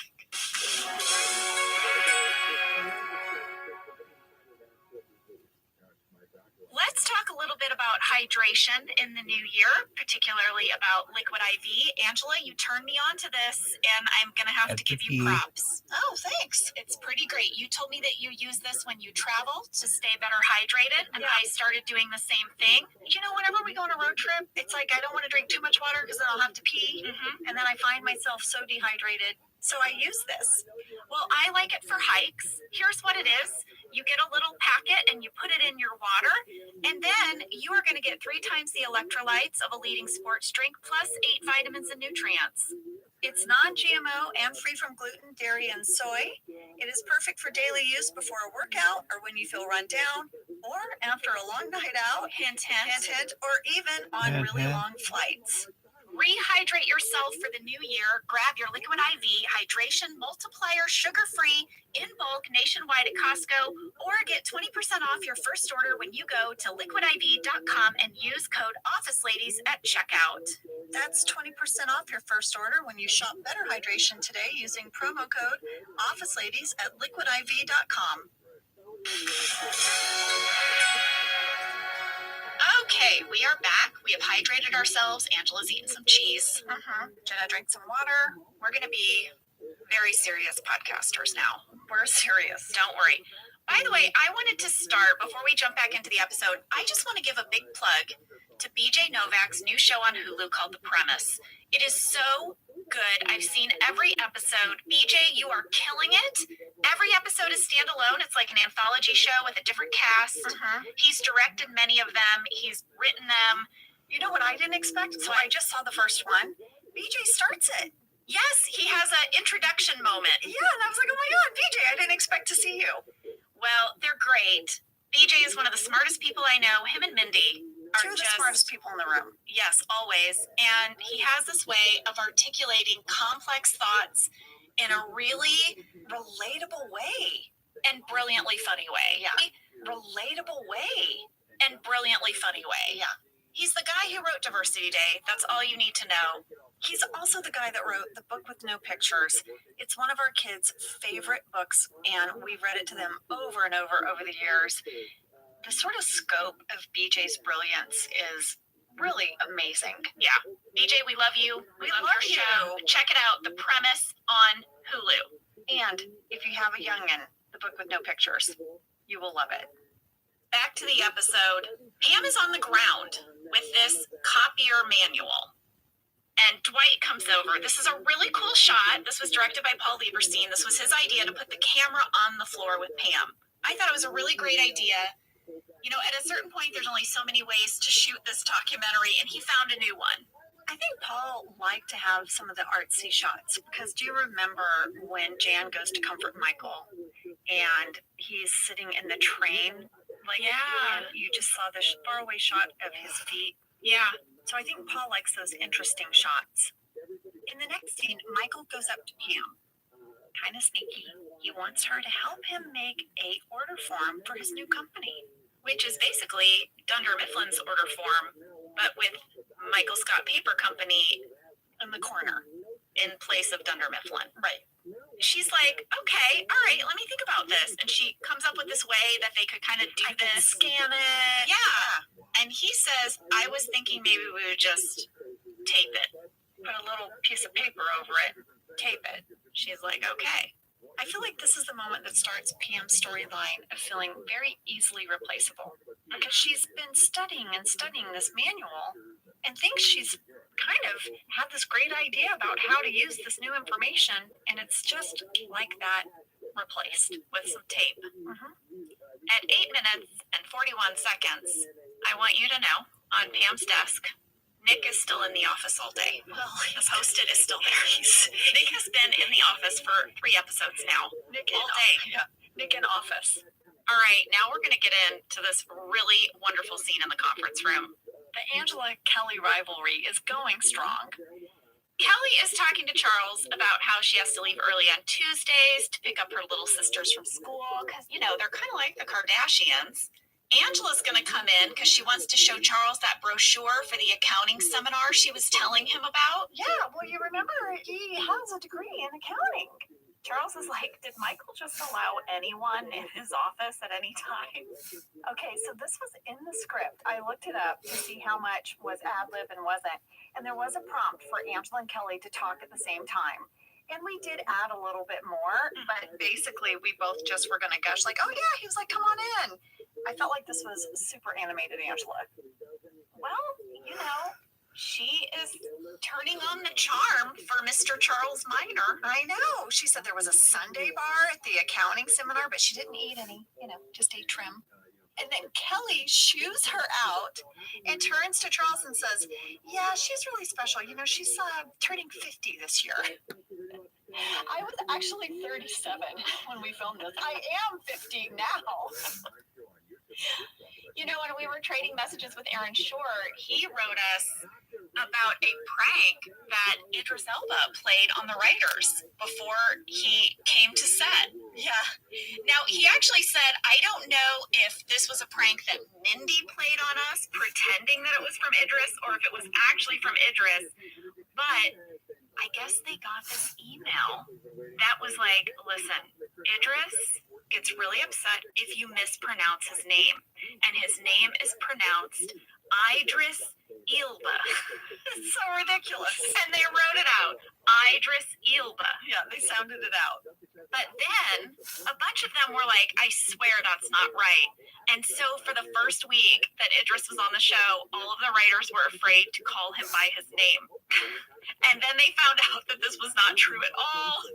Number one, that his name is Idris, and number two, that he doesn't get mad if you mispronounce his name. But I thought that was really funny. Idris, was that you or was it Mindy? By the way, Idris, we have tried to reach out to you. We don't know how to get a hold of you. We'd love for you to be on the show. We did find some of your peeps, but they said you're busy. Very busy, I guess. You're making 2 movies and you're promoting another movie. You're busy. We're here for you, Idris. Idris, anytime. If you would like a Scotch and Splenda, we're your gals. With 2 gals who love to Google. We're here for you. Well, Charles has a talking head where he just kind of owns it. He's like, look, I know the effect I have on women. That's a meme. Yeah, it's so funny. Well, Aaron Shore shared with us, you guys, that talking head was inspired from a real interaction he had. He said there was an actor he was working with, no names, he wouldn't divulge the name, big star, who they were pitching a joke to, and the actor was like, this joke would never work because, I mean, I know the effect I have on women. And Aaron saved that, it went in his brain, and Charles had it in a talking head. I really wish we knew the actor, but Aaron, gentleman that he is, did not say. Maybe if we took him out for a Scotch and Splenda, maybe he would tell us.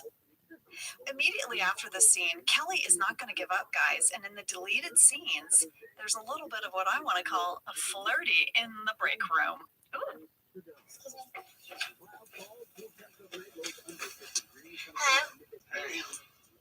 Having a nice stay here? Great. You must be from Jamba Juice. What's that?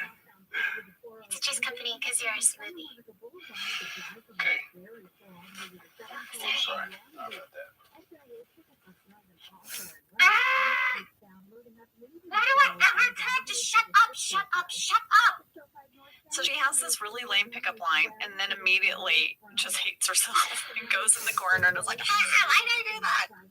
Well, this leads us into a scene that I will call awkward in the kitchen. Oh, so awkward. Michael is still trying to recruit people for his business. And Andy does that thing, that people do when they're uncomfortable. They either sing their answer or they do an accent. I think I'm the accent person.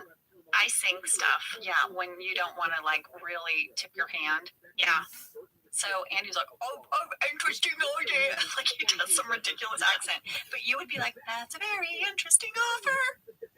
Yeah. I mean, the other day I did it while we were working together. When we were working on that document. Oh, yeah. I was like, this PDF editing is difficult. And then I was like, are you okay? Because it sounds like you're about to spiral. I was like, yeah.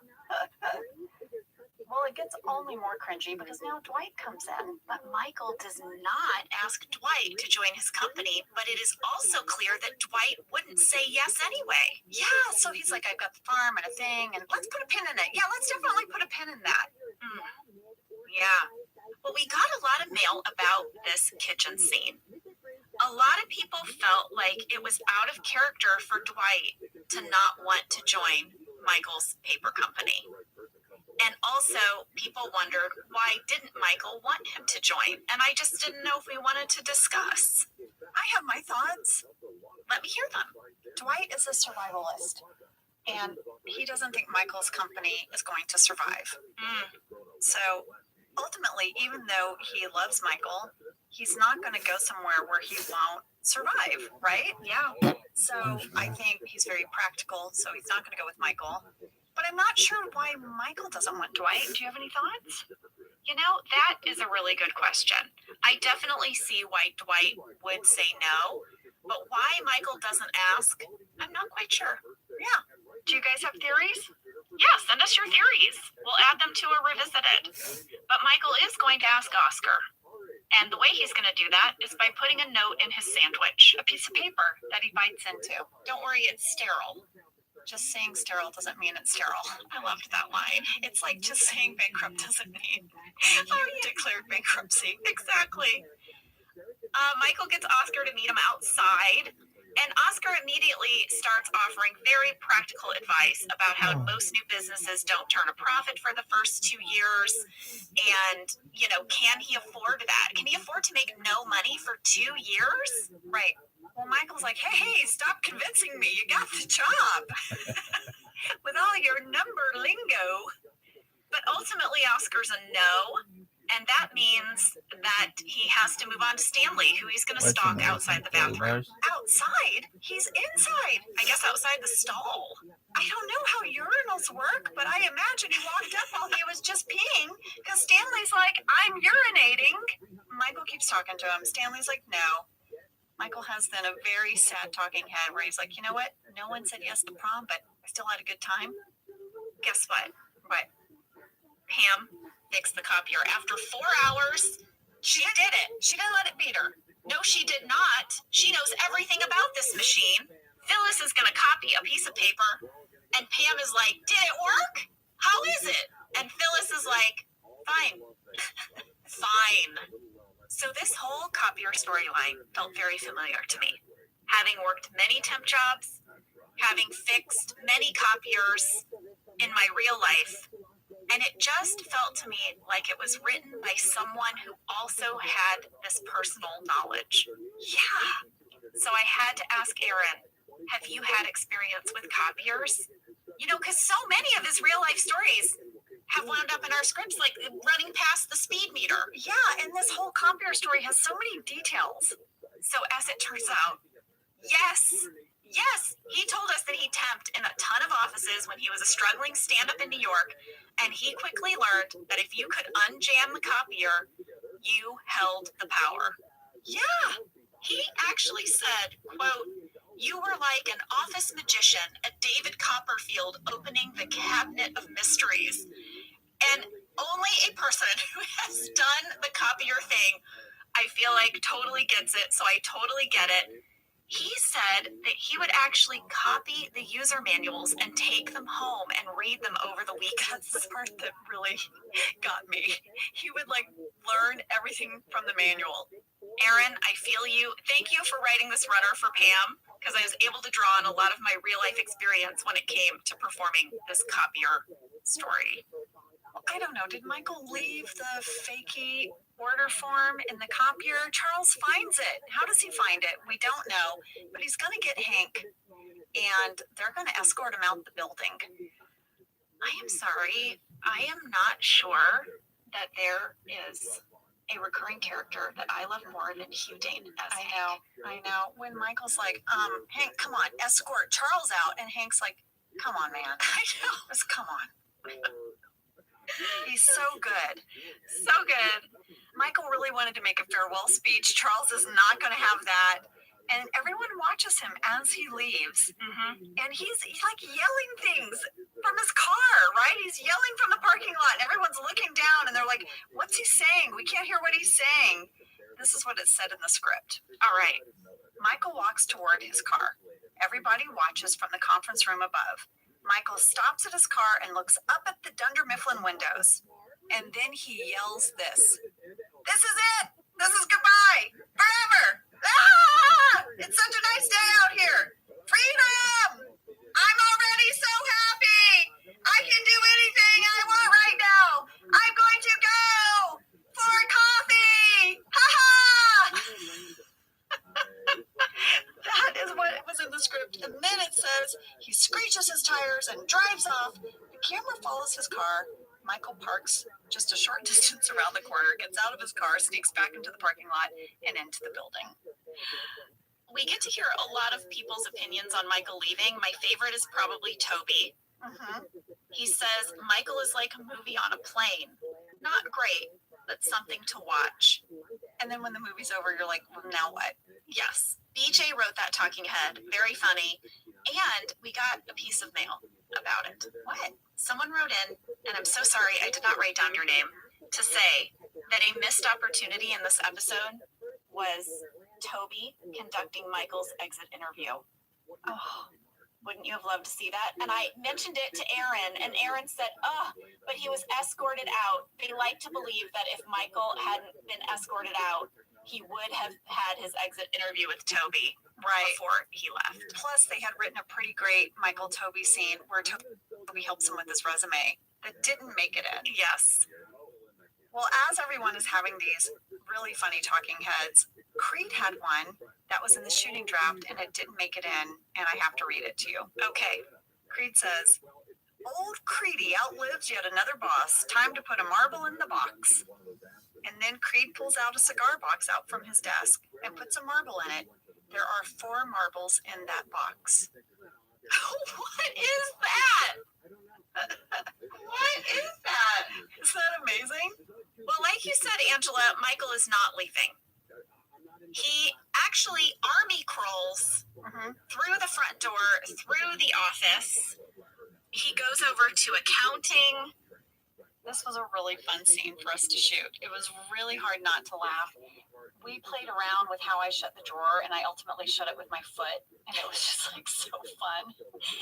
Steve really tore up his elbows and his knees, though. Yeah. Doing that. He got like a rug burn. Yes, and Randy told us that they offered him elbow and knee pads, and Steve was like, it's fine, I'll do it. And he did 2 takes without the elbow and knee pads, and he totally tore up his elbows and knees. He was so committed. Also, Randy told us, you know, when he throws that highlighter at Jim? Yeah. That was not a real highlighter. That was a fakey highlighter. Oh, so it wouldn't like hurt someone? Yes. Remember when Michael throws the pen at Toby's forehead and it was Phil like had to make a rubber pen? Yeah. Phil had to make a rubber highlighter and it cost $850. Whoa. Yep. Michael wants everyone to go with him, and he starts to pull at Phyllis's chair. And you see it from the point of view of Charles, right? You see Phyllis kind of like lurching, right? Yeah, to the side. If you watch the bloopers, you guys, and I remember this happening, the first time we did this scene, Steve yanks on Phyllis's chair, and she fell right out of it. Oh, yeah, I remember. And they didn't stop rolling. You know, Michael just goes, oh my God, Phyllis, are you okay? Are you okay? And Phyllis kind of snorts, laughs, and she says, yes. But it's in the bloopers, and it's great. Now, Charles is going to find Michael. Yeah. He comes out of his office, and they have this really awkward exchange. Yeah, like where it's going to get physical. All right, in the deleted scenes, Jenna, Charles finds Michael stealing office supplies in a box and chases him through the kitchen. Michael drops the box of supplies to like throw him off, you know, maybe Charles will trip over it.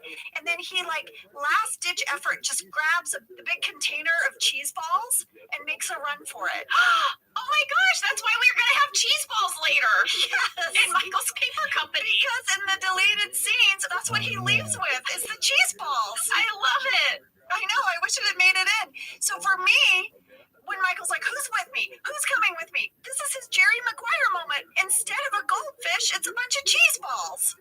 That is perfect. I thought we had to hear Jerry's moment and then Michael's moment.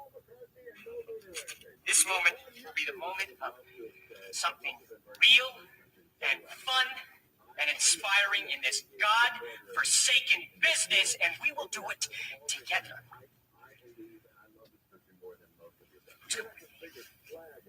Who's coming with me? Who's coming with me?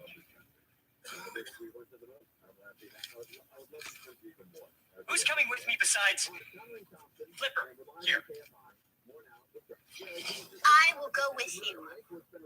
And now for Michael and Pam's moment. This is your future. Hello, I'm your future. You are older and you are very happy now because you went with Michael Scott, right? So everybody, come on down. And let's just crawl out of here together. All right? Come on. Are you doing your best here? Are you being the best that you can be? All right, everybody. Who's gonna go with me? I want you to stomp your foot. Oh no. I'm going with him. I mean, come on. Oh, it was so Jerry Maguire. By the way, I forgot about the goldfish in Jerry Maguire. How's his system? And I can swear on Bible that happened. I know for a fact. And 4 of those windows used to leak. And then we replaced those 4. And man, it smells beautiful in the house. All the sound is kept out. All the warmth is kept inside. And they look sensational from the inside and from the outside. And people compliment them all the time. Wow, look at those beautiful windows you got. I said, oh, yeah. You got to call them. They're at American Vision Windows. And then they would say, are they running any specials this month? I'm like, oh, yeah. They got free upgrades. It's quadra-third this month only. And then they'll say, what about interest? And I will reach and I'll tell them 0% interest, 0 payments for 12 months, and free expert installation. At that point, they said, I'm sold. What's the phone number? And I tell them, 888-226-9908. 888-226-9908. Or go to the website. Very popular website there with all the information. American Vision. Yo, somebody scream at the top of my lungs. I'm just trying to offer price 131.24. Yes, 77832. Crash Studio City. This is also 101, and I've been pointing out what the highway patrol has been telling us about this ramp, and it's actually a long stretch of the 101. Somebody was just driving around hitting cars from what the reports are saying intentionally, and it started at Universal coming through the Columbia Pass, and then the guy just kept going, and then hit another car near Coldwater Canyon, and then continuing towards the 405. So there's a couple of different spots along the 101 where the crash Is Angel Martinez. She's selling sandals. What's your sandal store called? Sandals or some shit like that. Oh, it was so Jerry Maguire. By the way, I forgot about the goldfish in Jerry Maguire, and I'll have you know that when we get to Michael Scott Paper Company, not only do we have those cheese puffs, but Michael has a goldfish on his desk. Come on. Yep. Well, fans were very split on this episode. A lot of people loved this turn of events of Michael starting his paper company and Pam going with him. But other people really thought that it was selfish of Pam to quit without talking to Jim first. Well, we talked to Aaron Schur about this, and he said 2 things. First of all, he said in a future episode, spoiler alert, Vikram from the telemarketing firm is going to join Michael Scott Paper Company. Yeah, baby. He wrote this talking head for Vikram that got cut, but it explained why Vikram decided to join Michael Scott Paper Company. And it went like this. When you put your telemarketing career on the line, you haven't put much on the line. And Aaron said he felt like that kind of summed up Pam as well. Right. That Pam wasn't quitting much of a job at all. Well, if she could be replaced by some invisible Scotch tape. Yeah. Right? Yeah. There was also a line that Aaron wrote to explain this business of Pam not talking to Jim before making this decision, a little couplet of dialogue that got cut, where Jim said to Pam, "Shouldn't we have talked about this first?" And Pam said, "You blindsided me with a house." Ooh. And Jim said, "You're right, I'll bring your stuff home." So he did address it, but it ended up getting cut. I think it was the right move to cut it, because it seems like, I don't know, a real thing Pam is holding on to that I don't think she is. No, I don't think so. As soon as Jim showed her the house, she loved it. She felt cared for and loved. She took it on, and I think she's been very happy ever since. So I'm glad that they didn't pin that as some sort of lingering resentment for Pam. Yeah. Pam catches up to Michael in the parking lot.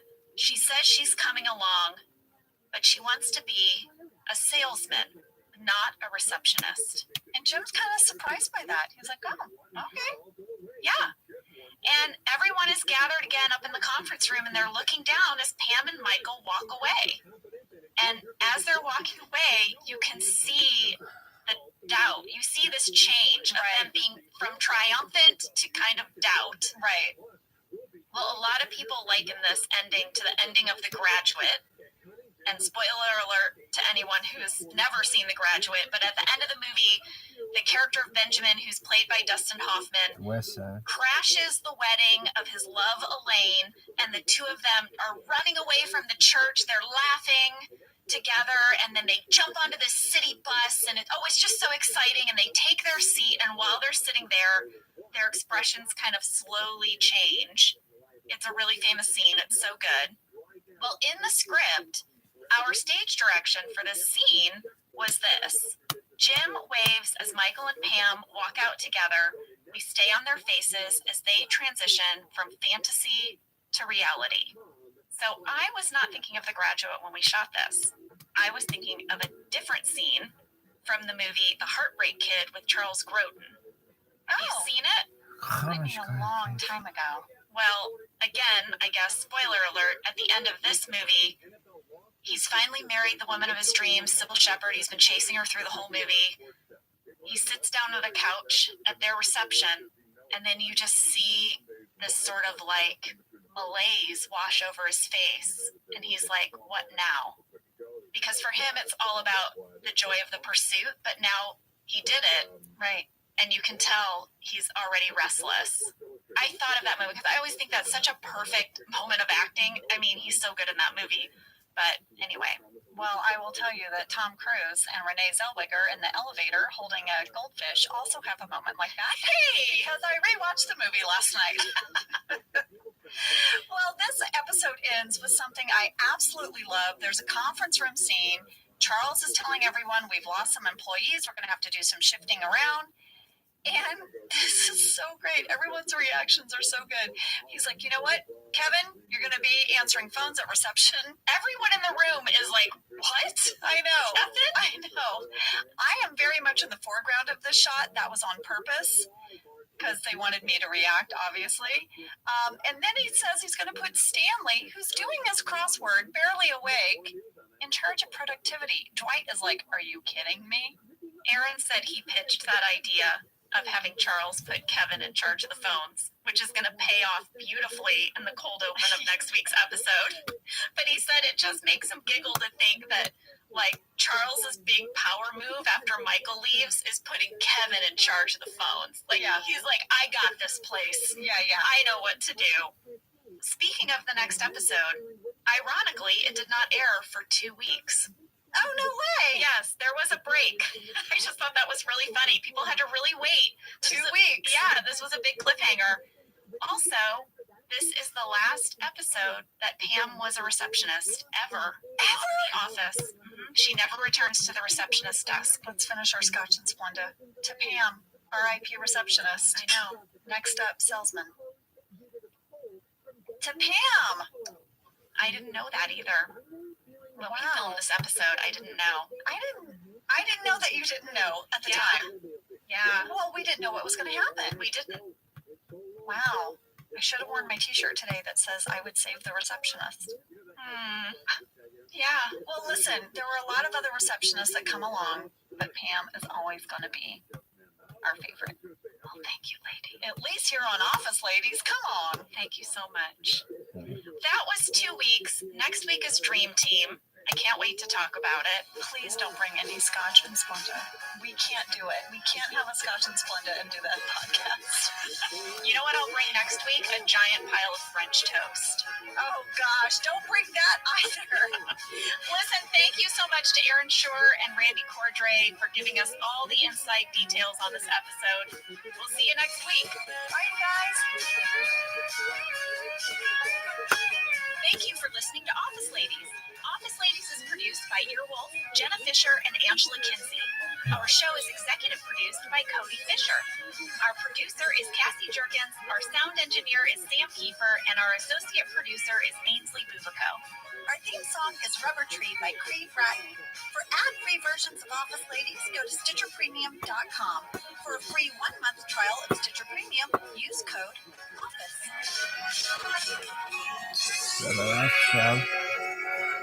Rabbi. Hey, Rabbi. You already sound like nobody paid attention to you today. Are you sure?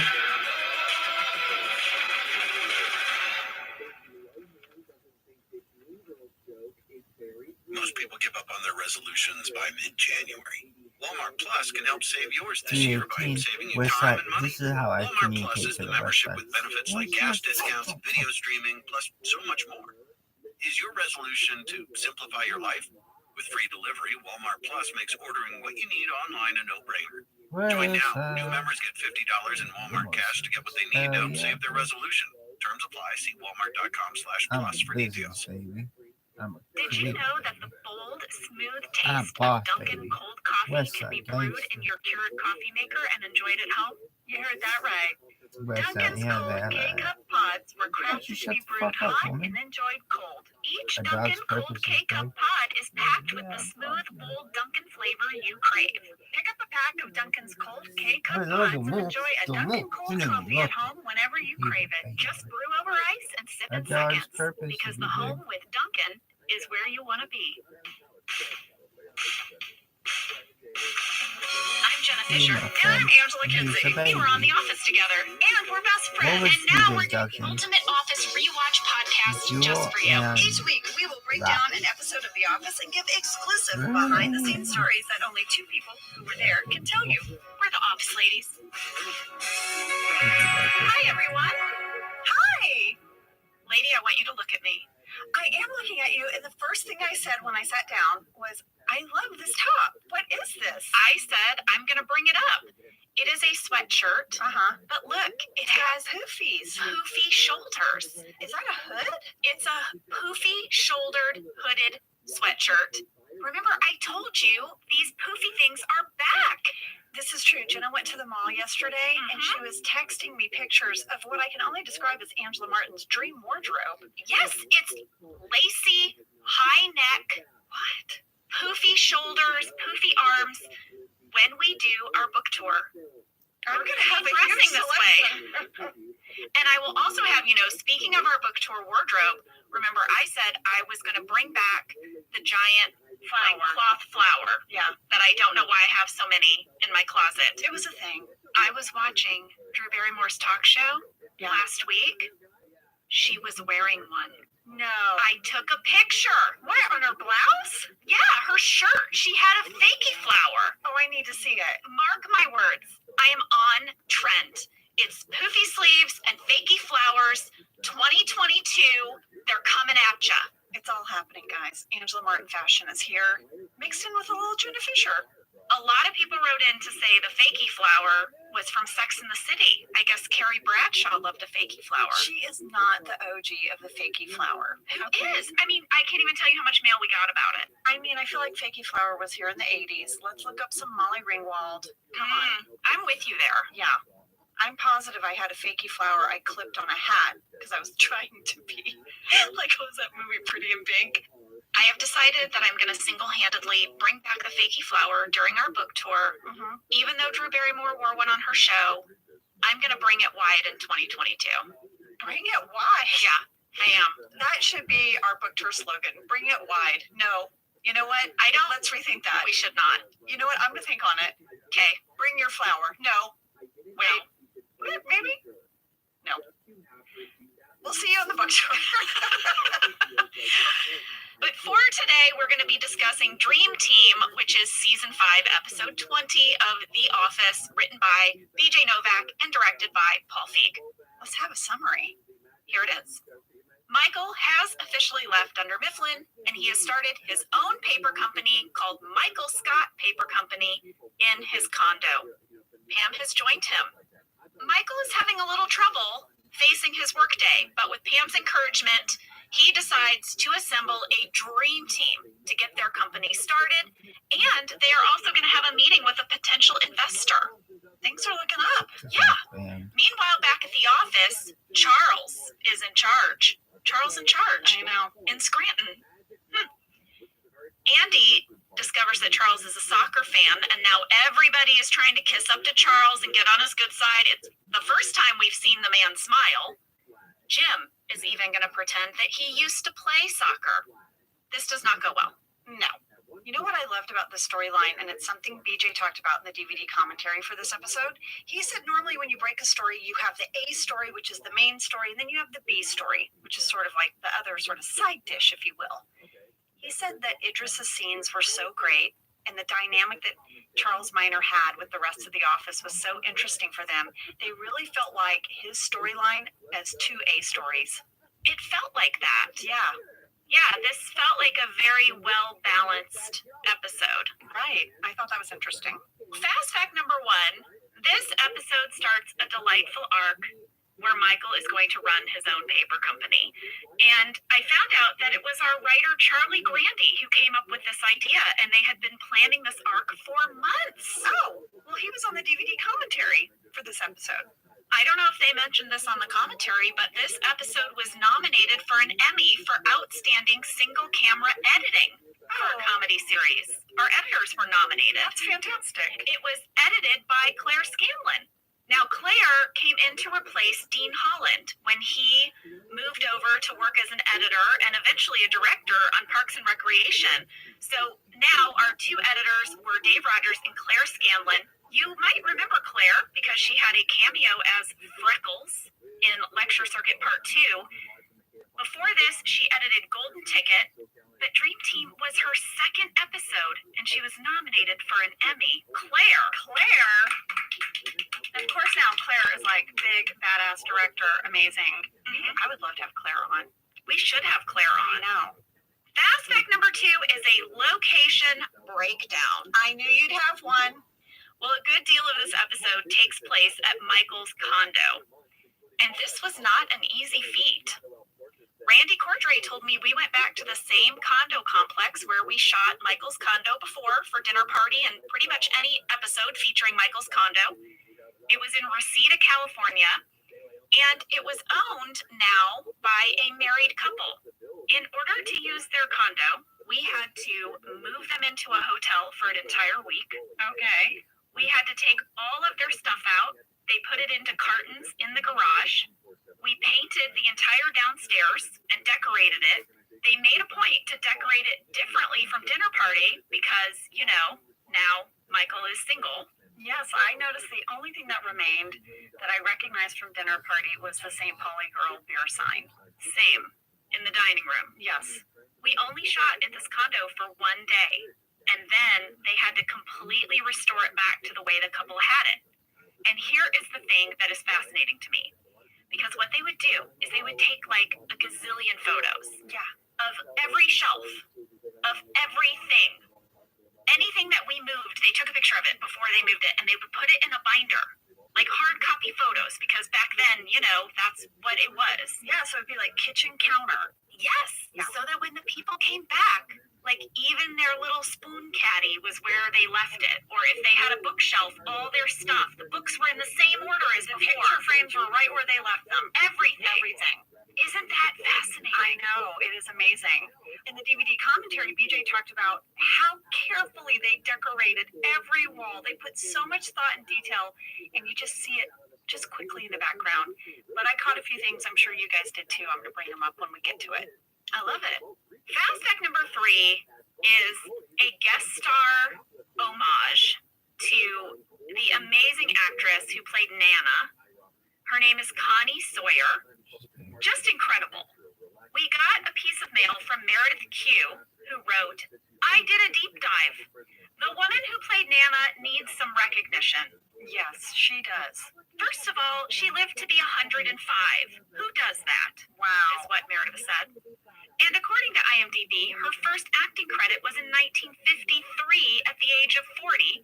Her last acting credit was in 2014 at the age of 101. That's 61 years of acting, plus she acted over the age of 100. What a rock star. Tell me everything.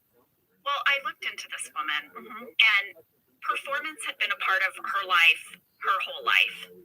She had done vaudeville, she had performed live with Frank Sinatra, but it's true that she never had a film or television role until she was 40. So on the commentary, the writers were talking about her on set. They said she had the most amazing stories. She was throwing out stories about Bing Crosby, Bob Hope. They were just like, oh my gosh, she was fascinating. What I love about her story, Jenna, is that she did stage shows for years. She didn't get an on-camera role till 40, but this was her passion. And you should never let anyone take that away from you. However your passion manifests itself, I just love her story. She just kept at it. She has over 140 acting credits, and almost all of them are small roles. And she has this quote about her acting career where she said, life is fun. That has nothing to do with whether you become a star or not. And if the parts aren't too large, I can go around talking to everybody. It's like going to a party. Aww. And when she was 104, she wrote an autobiography called I Never Wanted to Be a Star and I Wasn't. And she self-published it in 2017. At 104! Wow. Well, that is amazing. BJ said the scenes that you guys did with her, that when they threw out some improv, she didn't miss a beat. Well, I remember her from When Harry Met Sally. She is one of the women in the couples that they interview documentary style. Yes. She has no lines. Her husband speaks the whole time, but it all plays out on her face. And she is so good. And she has this story where she says that she read the script and she went to Rob Reiner and she said, I want to be the woman in the deli who says the famous line, I'll have what she's having. She said, I want the show-stopping line. And he said, I'm sorry, we already shot that. My mother did it. Yeah, his mom did it. But she's just so good. She passed away in 2018 at the age of 105. And at the time of her death, she was the oldest working actress in Hollywood and the oldest member of the Screen Actors Guild Union. Amazing woman. Amazing. Connie Sawyer, everybody. Well, that's all I've got for Fast Facts. But before we go to break, you know, Marcus York, who played Billy Merchant, is in this episode. This is his last appearance on the show, and he actually passed away earlier this year. He was just wonderful, and he was so wonderful to us. He shared a story with us. He did. He and I would text, and we talked on the phone several times. He loved his character of Billy Merchant. He was so supportive of the show, and we were just so fond of him. We got a letter from a man named Nathan N., and I thought this summed up Marcus pretty well. He said, I just wanted to comment on Marcus York, because I believe this is his last episode, and I wanted to let people know what kind of guy he is. He was from Dark County, Ohio, which is near where I work as a police officer. Just so happens that my partner met him one night when he was checking on him when he pulled over to use his phone. Upon Marcus telling him he was on The Office, my partner said that he's never watched the show, but that I did, and I was going to be so bummed that I missed him because I've talked about him in the past. Marcus asked him if I was working, and he said I wouldn't be in for about an hour. Not only did Marcus wait that hour, but on top of that, he took a picture with me, his idea, hung out for an hour, and gave me an autographed picture made out to my wife. He seemed so happy to meet a fan that knew him and was interested in him and his career. And even though I only met him that one time, he definitely left a lasting impression for sure. Such a nice guy and a tragic loss. That is so well said. He was such a nice person. And he was so aware of the joy that he could bring to people by just being open to that fan experience or talking about his time on the show. And he certainly did that with us here at Office Ladies. He did. Much love to Marcus and his family. All right, let's go to break. Let's do it.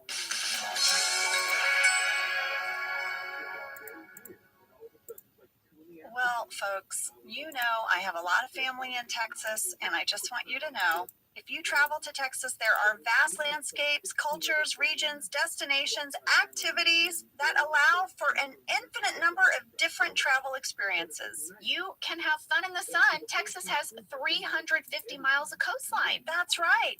Or if you like more of a rugged vacation, there are campgrounds, hiking trails, state parks, and the food. Can we talk about the food? Tex-Mex and barbecue. There's live music, art museums, cowboy experiences. Come on. Right now, Travel Texas offers a one-of-the-kind online trip builder that allows users to generate a custom visually led trip matched to their unique interests. So you go in there and you click your interests and it'll say, here's where you want to go in Texas. Visit traveltexas.com/get-your-own to get the only trip to Texas that matters, yours. That's traveltexas.com/get-your-own. For 175 years, Gorton's has been committed to spreading the goodness of the sea by making quality seafood accessible to everyone while responsibly sustaining its future. Over 99% of Gorton's seafood is certified as responsibly sourced. And Gorton's reached out to us and said, do you want us to send you some of our fish sticks, some of our products, so you can become familiar with it before you speak about it on the podcast? And I was like, Gorton's, I've got you in my freezer right now. Yeah, you do. You do. Your kids love the fish sticks. Yes, it's our fave. Guess what I got? I got the Southern style shrimp. It is so good. Oh, yeah. Yeah. You know, when you're looking in the freezer aisle, the Gortons are in the yellow package. They've got the iconic fisherman on the cover. This brand has been around since I was a kid. Same. Gorton's is actually a brand that's been around for 175 years. Oh, my gosh. That's yes. so rare. Well, we love Gorton's, and it can help you make your mealtime easy. Visit Gortons.com to learn more, find a store, and get a recipe inspiration. Whether your resolution is to save money, eat better, or stress less, HelloFresh is here to help you do all three. Yes, you guys, I love HelloFresh. Jen and I both love it. You know why we love it. And guess what I made the other night? What? It was so delicious. I made their pub-style shepherd's pie. I've made it. Yes, it's so good. White cheddar and the thyme mashed potatoes. I know it very well. It's a family favorite. Well, you know, Josh normally makes dinner, so this was my turn, and I made this, and he loved it. And I was so happy. I was like, I made a shepherd's pie. I'd never made one before. It's so good. Everyone, you can say hello to your most delicious year yet with fresh ingredients, chef-crafted recipes, all at a price you'll like, delivered right to your door. Go to hellofresh.com/officeladiesfree and use code officeladiesfree for free breakfast for life. One breakfast item per box while subscription is active. That's free breakfast for life at hellofresh.com/officeladiesfree with code officeladiesfree. HelloFresh, America's #1 meal kit.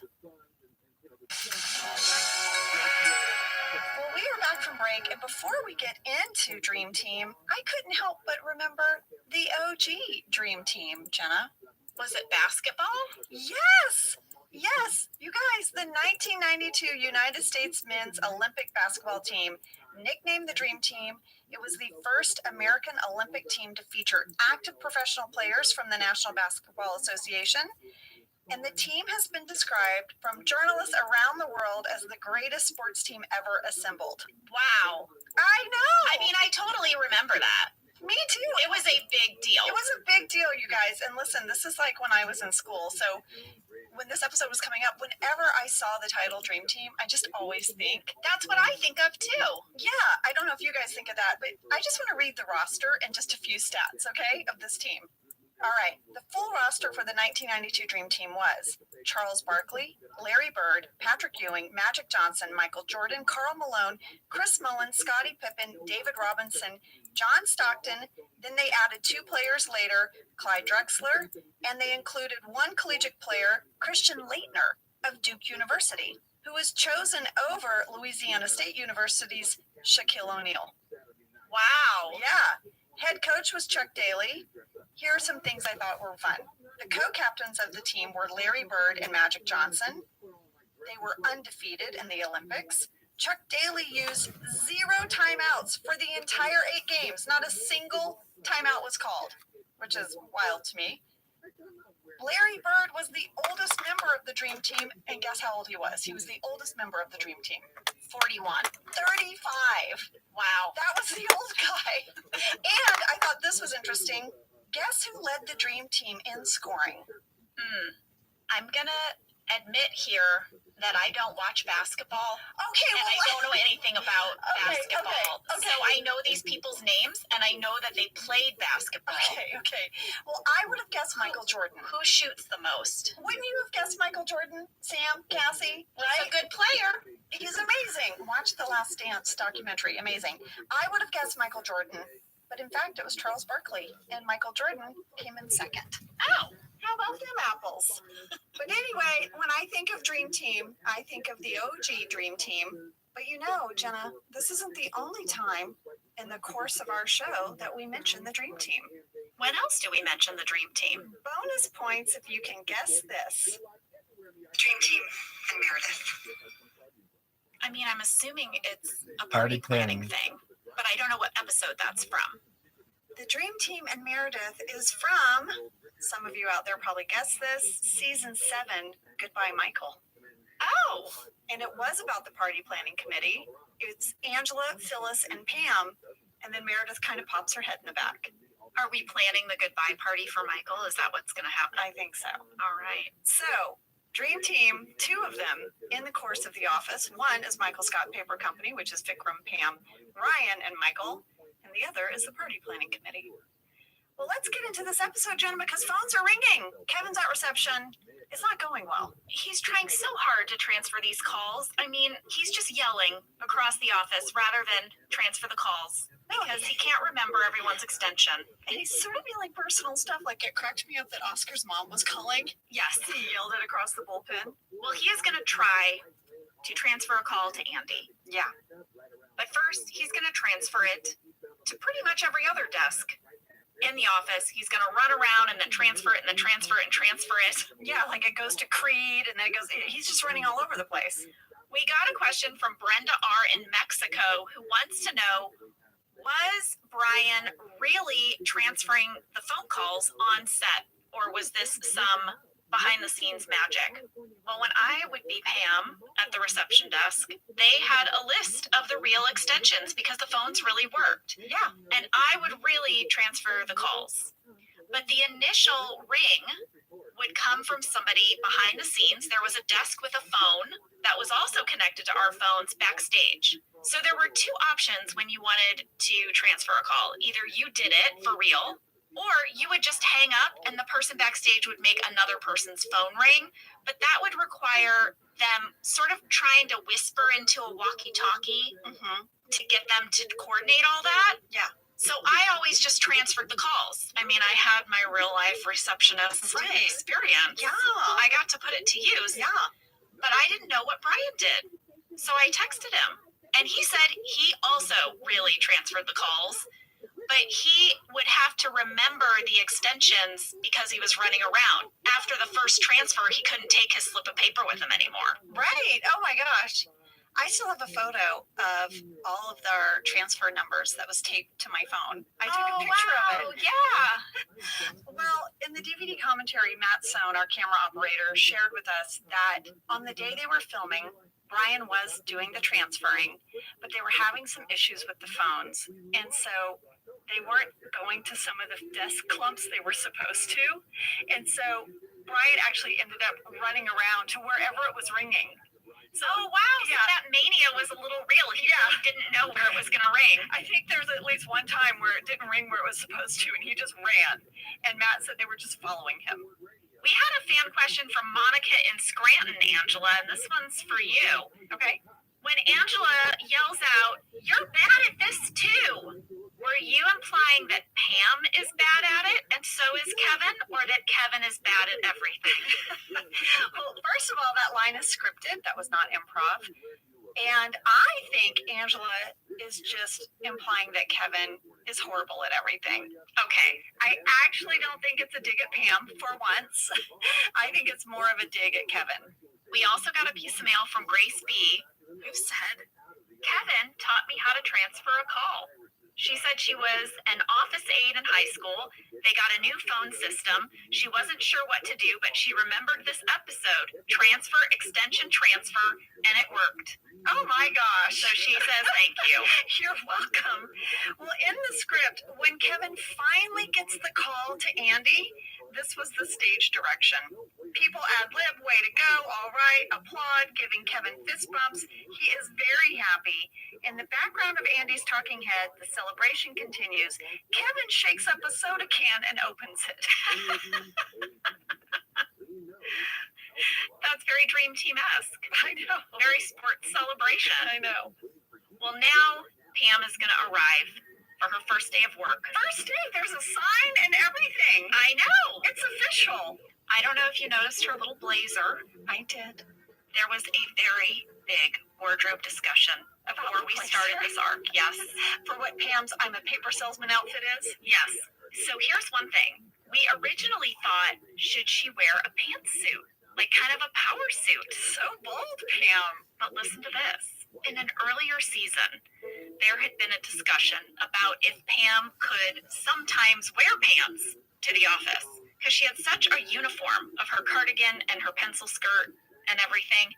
And it went all the way up to the network. And the network said Pam must wear pencil skirts. Yeah. Okay. I have wondered about this, Jenna, and I've never told you this. But for a few episodes, they put Angela Martin in dress pants. And then all of a sudden, the pants went away. And so I went to wardrobe and I said, hey, can we bring back the dress pants? Those are so comfortable. And they said, oh, actually, we got a note that they just want you in skirts. Isn't that interesting? I did not know you got the same note. I thought that was crazy. And so we were reminded that I could not wear a pantsuit. We had to keep the pencil skirt. So only thing we could change was the top half of my body. Who was the brass at the top of NBC that was like, office ladies must wear skirts? Well, look at Phyllis, always in a skirt. Meredith, always in some kind of jumper. Kelly, Jan, and Nellie. Skirts. However, Karen always wore pants. I don't think she ever wore a skirt, and I think that sometimes Holly wore pants. Am I right? But mostly it was dresses and skirts. Joe Bennett wore pants, but those were all guest stars. Cora Cass had to be in skirts, I guess. I don't know. Who was the network brass at the time? Was it the guy from Mad Men? Was Don Draper running the network? Is that who? Maybe. I feel a soapbox a coming. No, I'm gonna leave it. I'll leave it. Let's leave it. Everyone knows it. They heard it. It was subtle. It was there. Okay, so bottom line is, here's what we did. I switched out my pantyhose for tights. I'm wearing a little bit more of a heel, bit of a power shoe, and a blazer. So they were little changes, but they did feel impactful. I thought Pam felt a little more polished. Yeah. That was our goal. Well, Michael is going to start his first day of work in a bathrobe. Pam's like, Michael, you were expecting me, weren't you? He's like, yeah. Yeah, she's like, are you wearing anything under the robe? And he's like, that's inappropriate. He brings her inside, and he actually has set up his dining room sort of office-like. It's nice. It is nice. I think these are all items he took from the supply chest as he was leaving, clearly. And he starts making French toast. A lot of French toast. And there was a deleted Pam talking head where she explains her motivation to join Michael. She steps outside on the patio while he's making French toast. Here it is. I felt ready for a change. After all these years at Dunder Mifflin, I just wasn't getting the same rush that I used to get from being a receptionist. This feels good. Oh, okay. He interrupts her to help him crack eggs. Pam enjoys her French toast. It was very good. I ate it. Did you really? It was delicious. That was just real. Way to go, prop food. I know. We had a fan question from Isla H who said who had to make all the French toast. Phil Shea and his team. They made a bunch of French toast. But here's the problem. Michael won't stop making French toast. And Pam realizes it's because he's having some feelings about really getting started in this new company. She tries to get him to stop mixing the eggs, and it ends up spilling eggs all over him. All over him and into his Crocs. We got questions about that. People wanted to know, was it real egg in the bowl? Was the line, I have egg in my Crocs, improvised? And people were also curious, how did we do this scene? Because it seems difficult to have the egg go in the same place each time. Well, I will say that Steve did improvise the line, I have egg in my Crocs. It was very hard not to laugh, but it's true. We couldn't get the egg to splash in the same way every time, so I could not laugh because this was a oneer. We would have to use a whole take. We couldn't cut between different takes because the egg would be different. So much pressure. It's so hard to not laugh with Steve. I know, but I didn't. But I think you can tell how hard I am trying not to laugh. Do you look constipated or something? Yeah, I do. I look like, you can tell I'm like tensely holding in. It works though. It just looks like Pam is like watching someone who she thinks is supposed to know what they're doing, who clearly doesn't. She's like, oh crap, what have I gotten myself into? Well, we did do several takes of this, and it was a big reset every time because we would have to clean up all the eggs in the kitchen. We'd have to clean up all the eggs on Steve. He would have to change his bathrobe. But this one was perfect. This was the time he improvised that line, and the egg just went everywhere. So I also knew as I was standing there, this is the one. Do not mess this up. Right.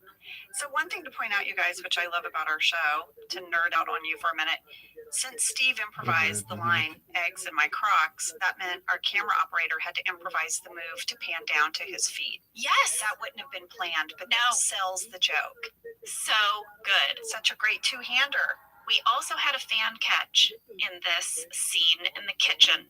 Sierra G and Lauren W point out that at 4 minutes 31 seconds, there's a sign on his kitchen counter that says his. Yeah, but there is no hers. I saw that too. And they were like, I guess Jan took the hers when she left. Or maybe she never even wanted hers out. Maybe Michael just bought a his. I think he bought a his, her, and she never put hers out. I don't know. It's sad no matter how it shook out. Should we go back to the office and see what's happening back there? Yes, because this was a really fun conference room scene. We were having a absolute blast with Idris. He's holding court the way Michael used to, and he's telling them how things are going to proceed now that they've lost 2 employees. But Kelly and Angela just want to know more about Charles.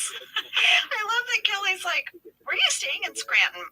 And he's like, a hotel. And Angela goes, where were you born? Where were you born? It was so fun. It was hard not to laugh. And I want you guys to know, when Andy asks how the operations of the company are going, in the background, I caught Brian out of character. He is clearly just Brian in this moment. If you go to 3 minutes, 2 seconds, it's very subtle, but look at his face. That is Brian and not Kevin. I'm going to show you a picture, Jenna. Because we were just having a great time in this scene. There were all these moments when you didn't know if you were on camera, and sometimes, look at that face. Oh, that's Brian. I know. That's 100% Brian. He's just trying not to laugh, and he's looking at John. Well, then we're going to see Phyllis, Creed, and Stanley sort of observing Charles in his office. Charles is on the phone. They're like, does he eat? Does he go to the bathroom? He's a total mystery to them. Jenna, there was more to this. There was a series of talking heads where everyone in the office is sort of commenting on how Charles is a mystery. It starts with Angela Martin. Get ready for some titillated Angela. Charles is a mystery. I wish there was a way I could curl up by the fire with him and flip right to his last page. Okay. I am in love with that phrase. The next time I seduce my husband, I'm going to say, baby, I want to flip right to your last page. I know, That's right? what he says. I love that. Baby, I thought that was amazing. And then Toby has one, and Toby basically is like, I don't know why everyone thinks Charles is a mystery. If anyone would just come back and talk to me, I can share with you. I have a lot of information about him if anyone just wants to talk to me. I mean, I'm sure Toby does know where he was born, I guess. Yeah. And then Charles had a really big talking head. He's super relaxed. This is what it said in the script. Charles seems relaxed, his guard down, speaking casually to the camera in a way he never would to his employees. Oh, and this is what was in the shooting draft. Mysterious? Just because I show some restraint with my employees when it comes to talking about my personal life doesn't mean there's some big mystery. I grew up in a suburb of DC, middle-class family. My dad was a CPA, went to University of Maryland, studied business, engaged once, childhood friend, didn't work out. Then he shows a picture to the camera. I'll always love her. Then I get my hair cut on the first day of every month, so I remember. There's always less to cut on March 1st. I like sour foods, but I hate grapefruit. Couldn't tell you why, just don't get it. I have a parakeet named Murphy. Trying to teach it to talk. It repeats whatever I say if the thing I say is squawk. Who is this person? I know. Oh my gosh. Those talking heads would have filled out the rest of the story. I wonder if that talking head exists somewhere. I don't know. Dave Rogers. Dave Rogers does it because that is priceless. But the Angela and Toby one are in the deleted scenes on the DVD. Back at Michael's condo, he is doing some ab exercises. He is. And Jenna, if you have a camera operator on a DVD commentary, here are some things you'd learn. While Michael's doing his sit-ups, the shot that's on Pam at 4 minutes, 45 seconds, that was Matt Sohn. Oh, you were his shot. Okay. I don't know. I just love that. We had a fan question from Gianna W. When Michael is working out in his condo, is that supposed to be the core blaster from the Money episode that he's using? Remember he spent his money on the core blaster? I think so. I went to the script. It doesn't say specifically, but I was so charmed by the scene description in the script. Oh, let's hear it. Here's what it said. Michael is working out on his ab roller incorrectly using no range of motion. That is what they wanted Steve to do. Pam can see that Michael is a little bit spiraling. Is that a good description? Yeah. And she says that when she feels overwhelmed, she likes to make a list of things to do and then start with the easy stuff. I think this is great life advice. We got mail about that advice. Oh no. And I was really flattered because people say, this reminds me of Jenna Fisher. Yeah. Because I did too. When I rewatched this, I was like, it's a little bit of, what is it again? Life imitating art. Yeah. Did I get it right? I got it right. You did. Shannon L. said, Jenna, I know that I don't know you, but when Pam tells Michael he needs to make a list for his day, that sounded like something you would do. And Kayla C. agrees. She said, after listening to every episode of this podcast, I can say with confidence that is the most Jenna thing I've ever heard. I would have to say there are two things on The Office that were 100% me. One is this list-making advice, and the other is my line in dinner party when I say I just want to eat. Yeah. Those are me. You do have a chore list. You also have sort of like your meals planned for the week. I never wonder about that. I have a plan. I like to know what I'm eating, and I like to check something off a list. You really do. I really do. When we went on our writer's retreat, I learned very quickly that you need to know what you're eating. Like, that is no joke. I would be like, what should we do for dinner? And you'd be like, I already brought stuff that we're doing this night. And I'm like, oh, okay. We had 2 HelloFresh nights and a takeout night. And then I said we bring our own breakfast and lunch and snacks. Done. This was one of the first emails you sent to me when we were going to go on our writer's retreat. It wasn't about our work. No. It was about the meals. Let's plan our food, and then we'll come up with a work plan. Yeah. I mean, I can't work on an empty stomach. No. I cannot. Well, one of the first things on Pam's list is let's just start small. Let's get you dressed, Michael. Yeah. And then there's that moment where he sits in the chair across from her, and his robe opens up. Go to season 5 bloopers on YouTube. Jenna.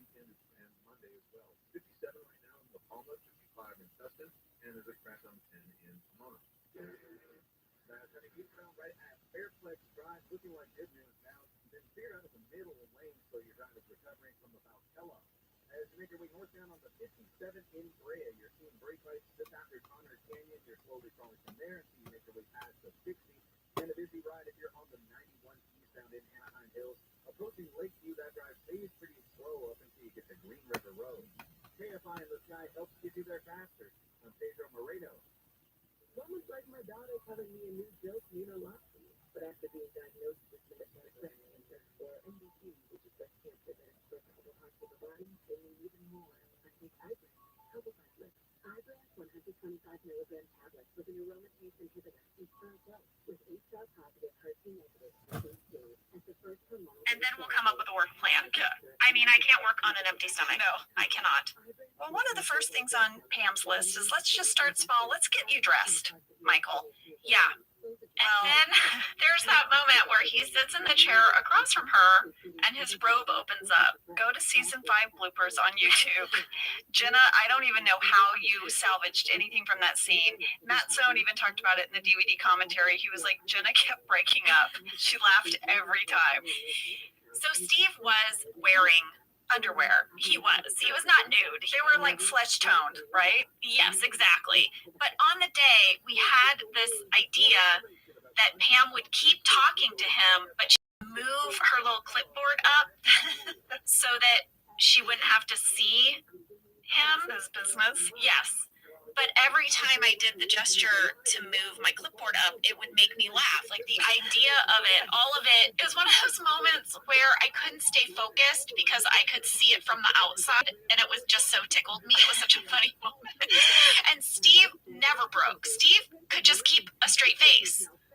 And then I would get to a point where I couldn't go on and they'd be like, okay, cut. But Steve would just be like, what?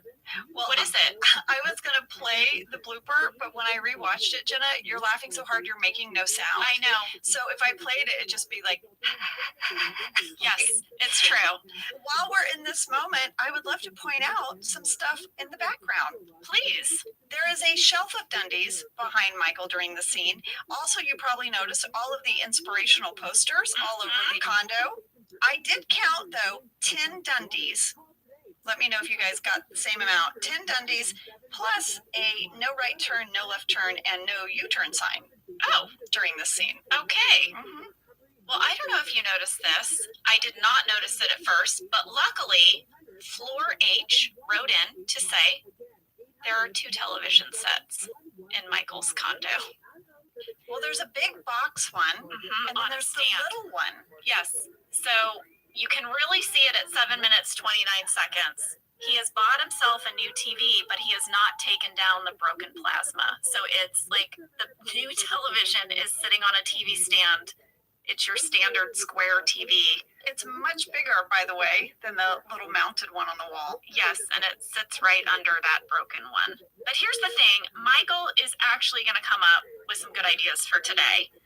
He says they should assemble a dream team, starting with Vikram. Yeah, he was the bestseller at the telemarketing company. Pam's like, oh, okay. And he reveals that they're going to have a meeting with a potential investor. But first, we need to get Michael dressed. Well, back at the office, Andy has put on his computer sort of like a montage of soccer moments, right? Like a soccer photo slideshow. Exactly. Charles sees it. He loves soccer. Andy is clearly sitting up to Charles.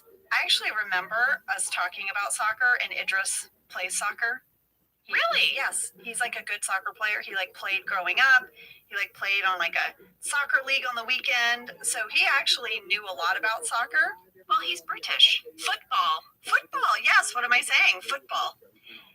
Jim has this talking head about how he's just never been a kiss up. You know, that's just not how he operates. And BJ talked a little bit about his own experience for this Jim Andy suck up storyline. Let's hear it. Subscribe to the idea. This is, to my mind, an experience when I felt I had too much integrity to kiss up in a situation where I really wanted to impress people, and I saw everyone else kissing up and getting ahead. Man, I should just go up there, you know.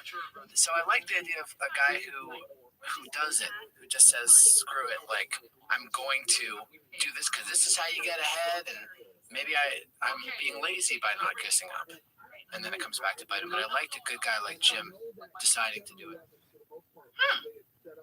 Interesting. Right? I just love that BJ takes moments like that and then puts it into his episodes. No, he reflects on things in the moment and they stay with him. He's a very thoughtful person in that way. Yeah. Well, Jim is going to suck up by pretending like he played soccer or is a soccer player. I know. There's this moment where he's like, I'm not going to do it. I'm not going to do it. And then he just succumbs and was like, yeah, I'm a player. And Dwight could not be happier. He's like, oh, really, Jim? I have never heard you talk about soccer. And he's like, you should play Charles, the two of you, today. And Charles is all about it. He's like, yes, I would love it. And Charles's whole demeanor changes toward Jim, toward everyone in the office. He's this very sort of smiley guy all of a sudden. Yeah. It's a big difference. Well, now Jim's going to be in a big pickle. He said he played soccer from 2nd to 4th grade. He was on the orange team. I love that talking head. I do too. It made me laugh. Well, listen, I think we should take a break because in the second half of the episode, we are going to see this dream team get assembled and we're going to see Jim have to deal with his soccer promise. It's good stuff. All right.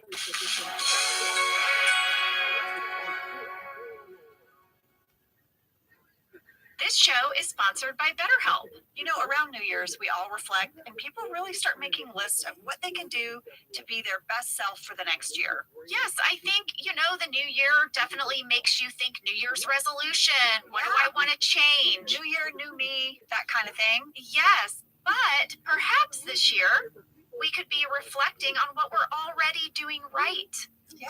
And therapy can help you figure out your strengths so that you can ditch this idea that you need some extreme change or this extreme New Year's resolution and just, you can make changes that really stick because they're based on your strengths. I like that. If you're thinking of starting therapy, give BetterHelp a try. It's entirely online, designed to be convenient, flexible, and suited to your schedule. Just fill out a brief questionnaire to get matched with a licensed therapist and switch therapists at any time for no additional charge. Celebrate the progress you've already made. Visit BetterHelp.com/OfficeLadies today to get 10% off your first month. That's BetterHelp, HELP.com/OfficeLadies. Let's talk a little bit about hydration in the new year, particularly about Liquid IV. Angela, you turned me on to this, and I'm going to have to give you props. Oh, thanks. It's pretty great. You told me that you use this when you travel to stay better hydrated, and I started doing the same thing. Whenever we go on a road trip, it's like I don't want to drink too much water because then I'll have to pee, and then I find myself so dehydrated. So I use this. Well, I like it for hikes. Here's what it is. You get a little packet and you put it in your water. And then you are going to get 3 times the electrolytes of a leading sports drink plus 8 vitamins and nutrients. I feel like it's so It's awkward. non-GMO and free from gluten, dairy, and soy. It is perfect for daily use before a workout or when you feel run down or after a long night out. Hint, hint. Or even on really long flights. Rehydrate yourself for the new year. Grab your Liquid IV Hydration Multiplier sugar-free in bulk nationwide at Costco or get 20% off your first order when you go to liquidiv.com and use code OfficeLadies at checkout. That's 20% off your first order when you shop Better Hydration today using promo code OfficeLadies at liquidiv.com. We are back, and you guys, the dream team got Vikram. We got him.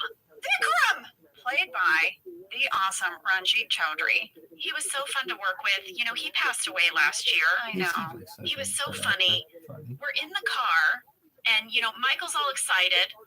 They pull up to the bowling alley. Michael's like, I have to use the bathroom. And Vikram has this line. It's so good, where he says, confidence. It's the food of the wise man, but the liquor of the fool. I was so struck by this when I watched this episode. Me too.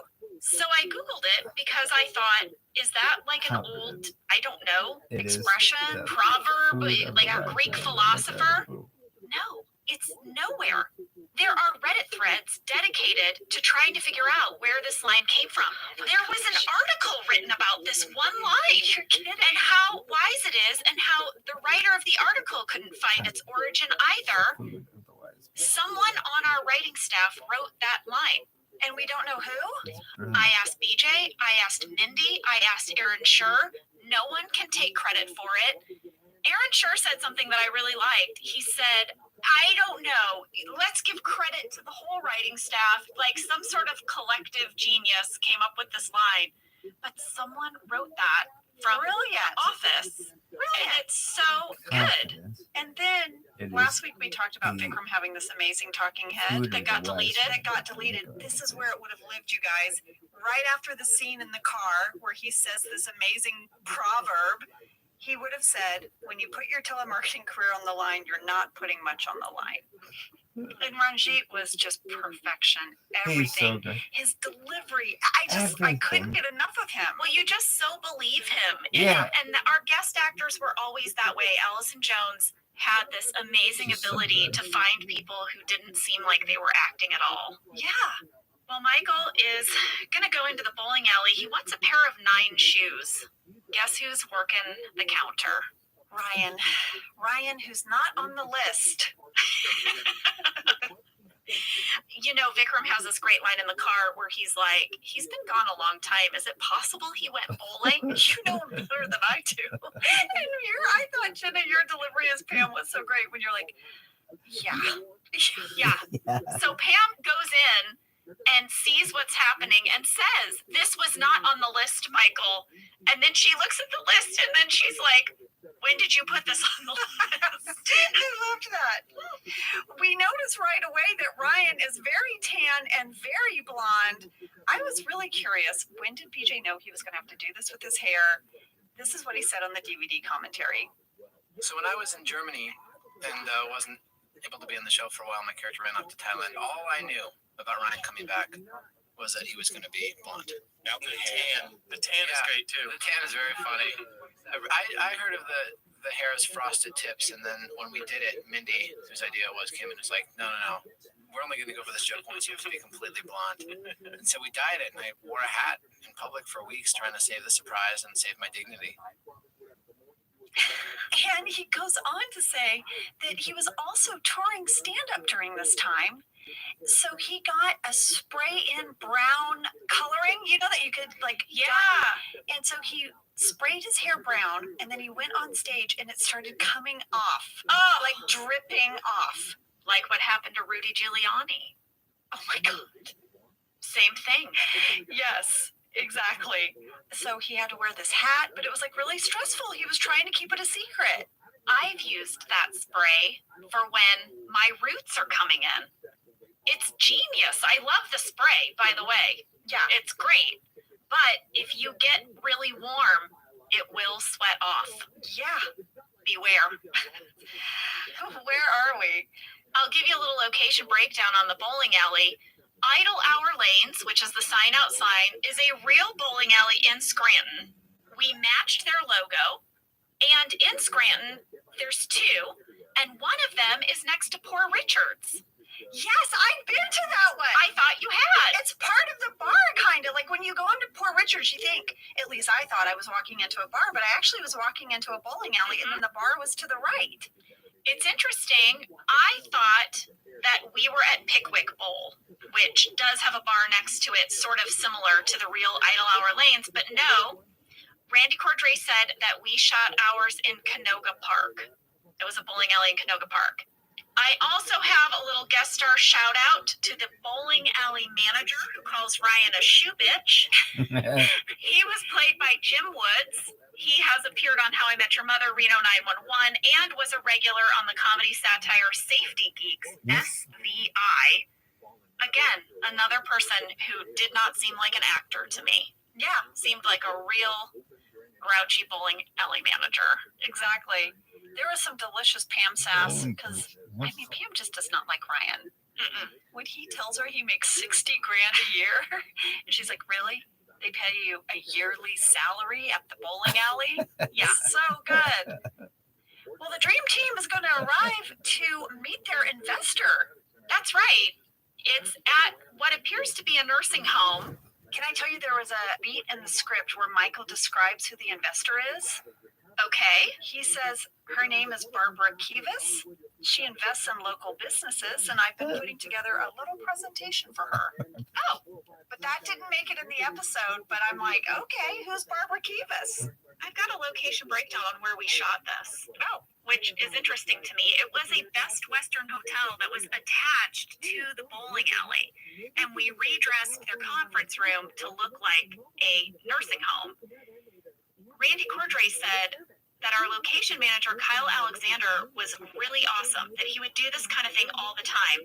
If we had an episode that had 2 locations, he would somehow manage to find them right next to each other so that we could avoid having to do what they call a company move. Right, we have to move all the trailers, all the people, all the equipment. saves so much time and money. We were able to shoot the bowling alley and the nursing home all in one day. It saved so much money. It saved so much time.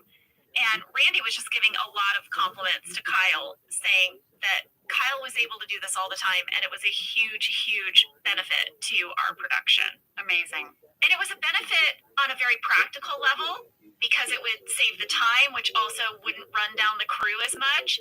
And it also made it so that the actors, we could like flow from one experience sort of emotionally in the story and comedically right into another one. We didn't have to stop. It was awesome on many levels. Kyle, we love you. Thank you, Kyle. I want to point out, right as the dream team is entering the retirement home at 12 minutes, was it just me? Did anyone else notice the 2 like retirement home employees wheeling someone in a blanket?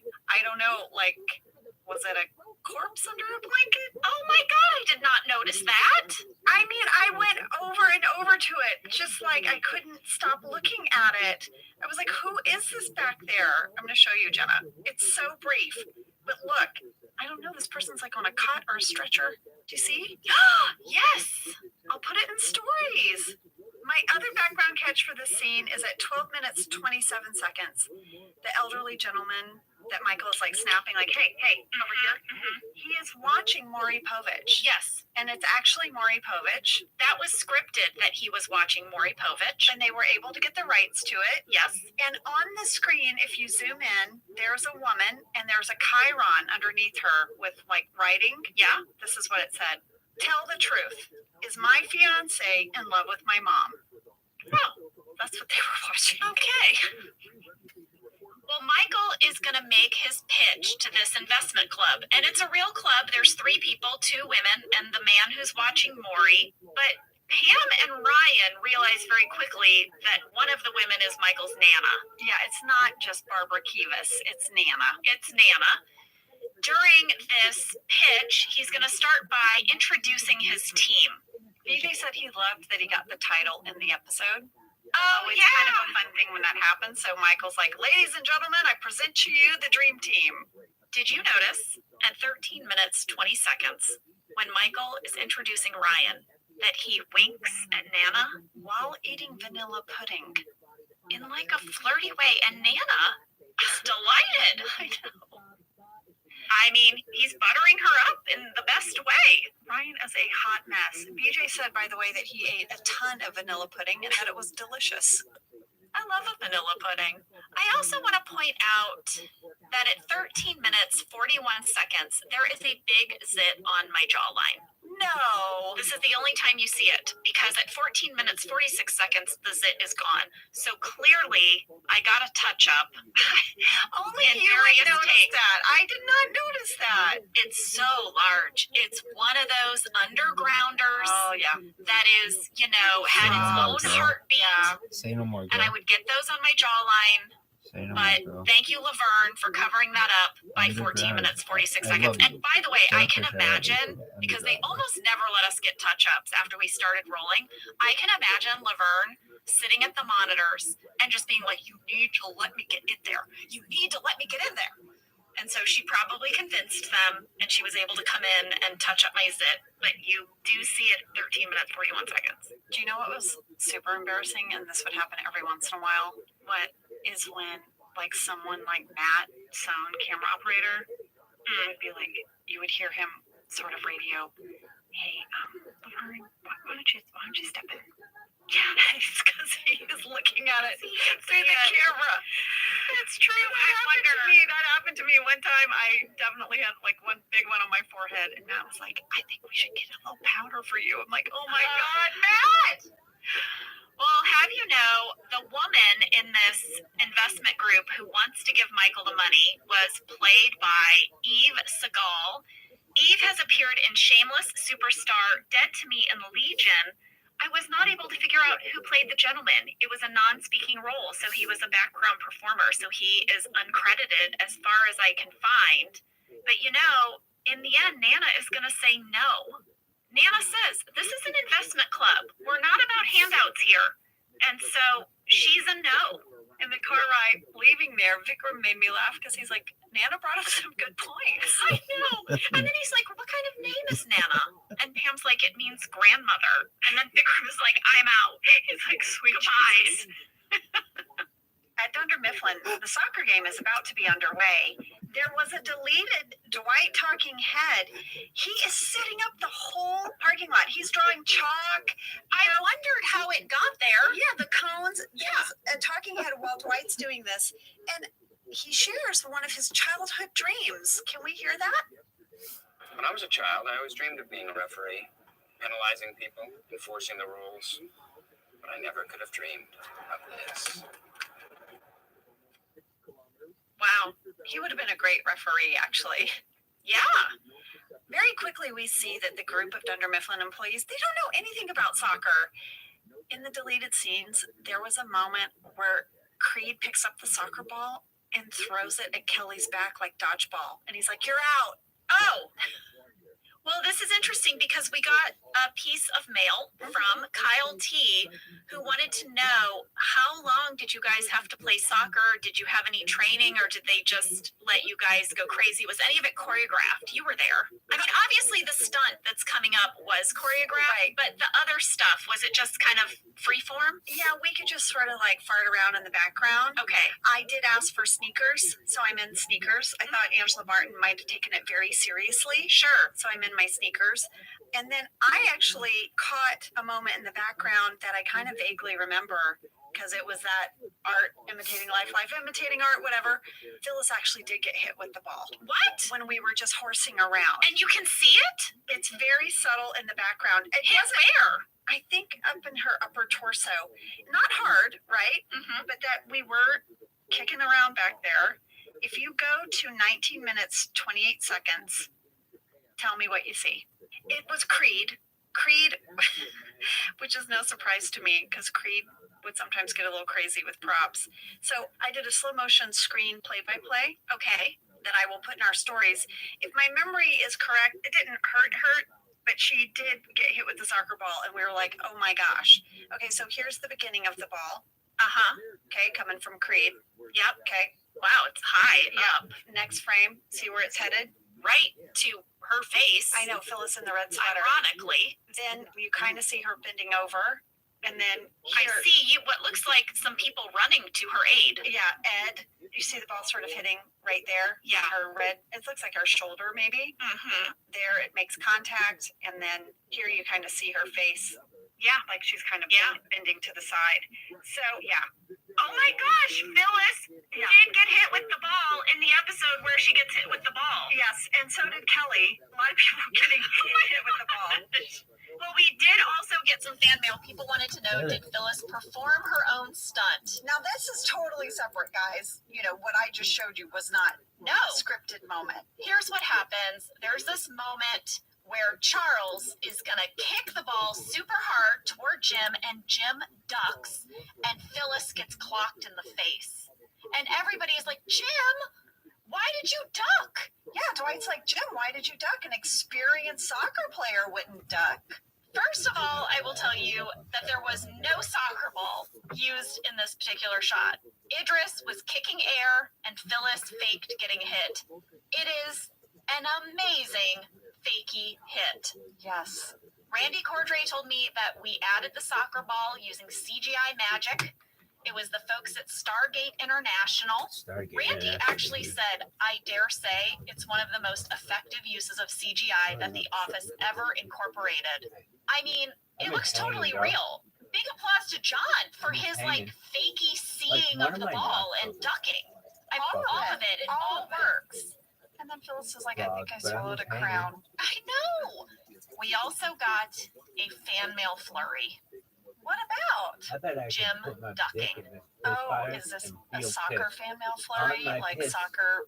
Yeah. People coming to Jim's defense. Oh. I bet I could. So Ashley T said, I it don't voluntary understand how Jim choice. got blamed for As this opposed to soccer ball being hitting Phyllis in the forced to face. shake my Charles penis is the and one piss who powder kicked it. until the tip of my It's penis clearly Charles's impacts fault while because pissing I blood would have because ducked I too. am from a shared Joseph type of F. person. said, listen, I get it that maybe an experienced soccer player shouldn't have ducked, that they should have jumped up and intercepted the ball with their chest. Yeah. However, Charles crossed the ball toward the side, in which case Jim and any other professional player would have ducked. Really? Because Yes. what? Then the ball goes out, and I then guess so. Oh. Yeah. How So about a that? fan mail flurry, lots of people commenting that Jim was not wrong for ducking. I do not know enough about soccer to comment. I don't either, even though I live on a soccer field every single Saturday with our kids. Like, we're always there. And my husband played soccer and he's coaching soccer. I should have asked Josh about it. Lee is coaching both of our kids' soccer teams this year. I know, both of our husbands are soccer coaches this year. Yeah, and I just sit there and I'm just trying to figure out offsides. I'll never figure it I out. don't get it. I'll never figure I it don't out. think the kids get it. No, The referees call it. I don't get it. I don't ever get it. I'm like, what happened? Offsides? What? Listen, I've said in this episode that I don't know much about basketball. That's true. I don't know a lot about soccer. But talk to me about like hockey, football, You're or very baseball. well versed in hockey. I'm get like hockey. into those sports. A live hockey game, there's nothing like it. I think it's the best sport to watch live. Personally, I know people love watching basketball live. I mean, watching basketball live, especially if you can get close to the court, it's like an amazing game live. I just love the whole hockey community. I love everything about it. I went one time and met some of your hockey mom friends. Yeah, And what I didn't know, you guys, is at hockey games, they serve beer at 10 in the morning. they do. I was like, oh my gosh. They sure do. We have like juice boxes at soccer. They have No, beer.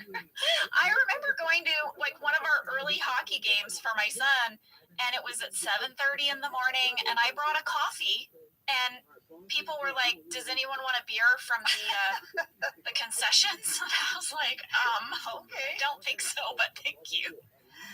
Pretty amazing. Well, listen, the dream team has lost a member, and they get back to Michael's condo. Ryan's gonna run inside. He wants to watch The Closer on TNT. Very important to him. Pam's upset she can't get out of the car. Now Pam's gonna spiral. So guess what? It was not in the script that you stayed in the car. I remember. It was Jen Salata's idea. And she fought for it to have Pam stay in the car during the scene. Yeah, I was supposed to get out of the car and then sort of the idea was lean against it. And part of that was because it would be really easy to stage it camera wise. Yeah. Well, I loved her staying in the car. And I love this shot at 16 minutes, 22 seconds when you see Pam in the side mirror and Michael standing next to the car. It's such a cool shot. I had to bring a lot of emotion to the scene. You had to see Pam be convinced by Michael. And this is one of those moments when Michael becomes really good at being a boss. And he's so serious. He's like, listen, kiddo, Yeah. you quit. I quit. So that's the truth. It was very easy to get emotional because to have Steve Carell say, listen, kiddo, I mean, I know he wasn't much older than us, but he did always have sort of like a wise He was our mentor. Yeah, like exactly. And so to have your mentor coach you, it felt real, you know, and it How about made you me shut the emotional. fuck up? And we just really connected there in a real way, and it was really sweet. I just love those Pam Michael moments. It reminds me of when he came to her art show and he shows up for her. Yeah.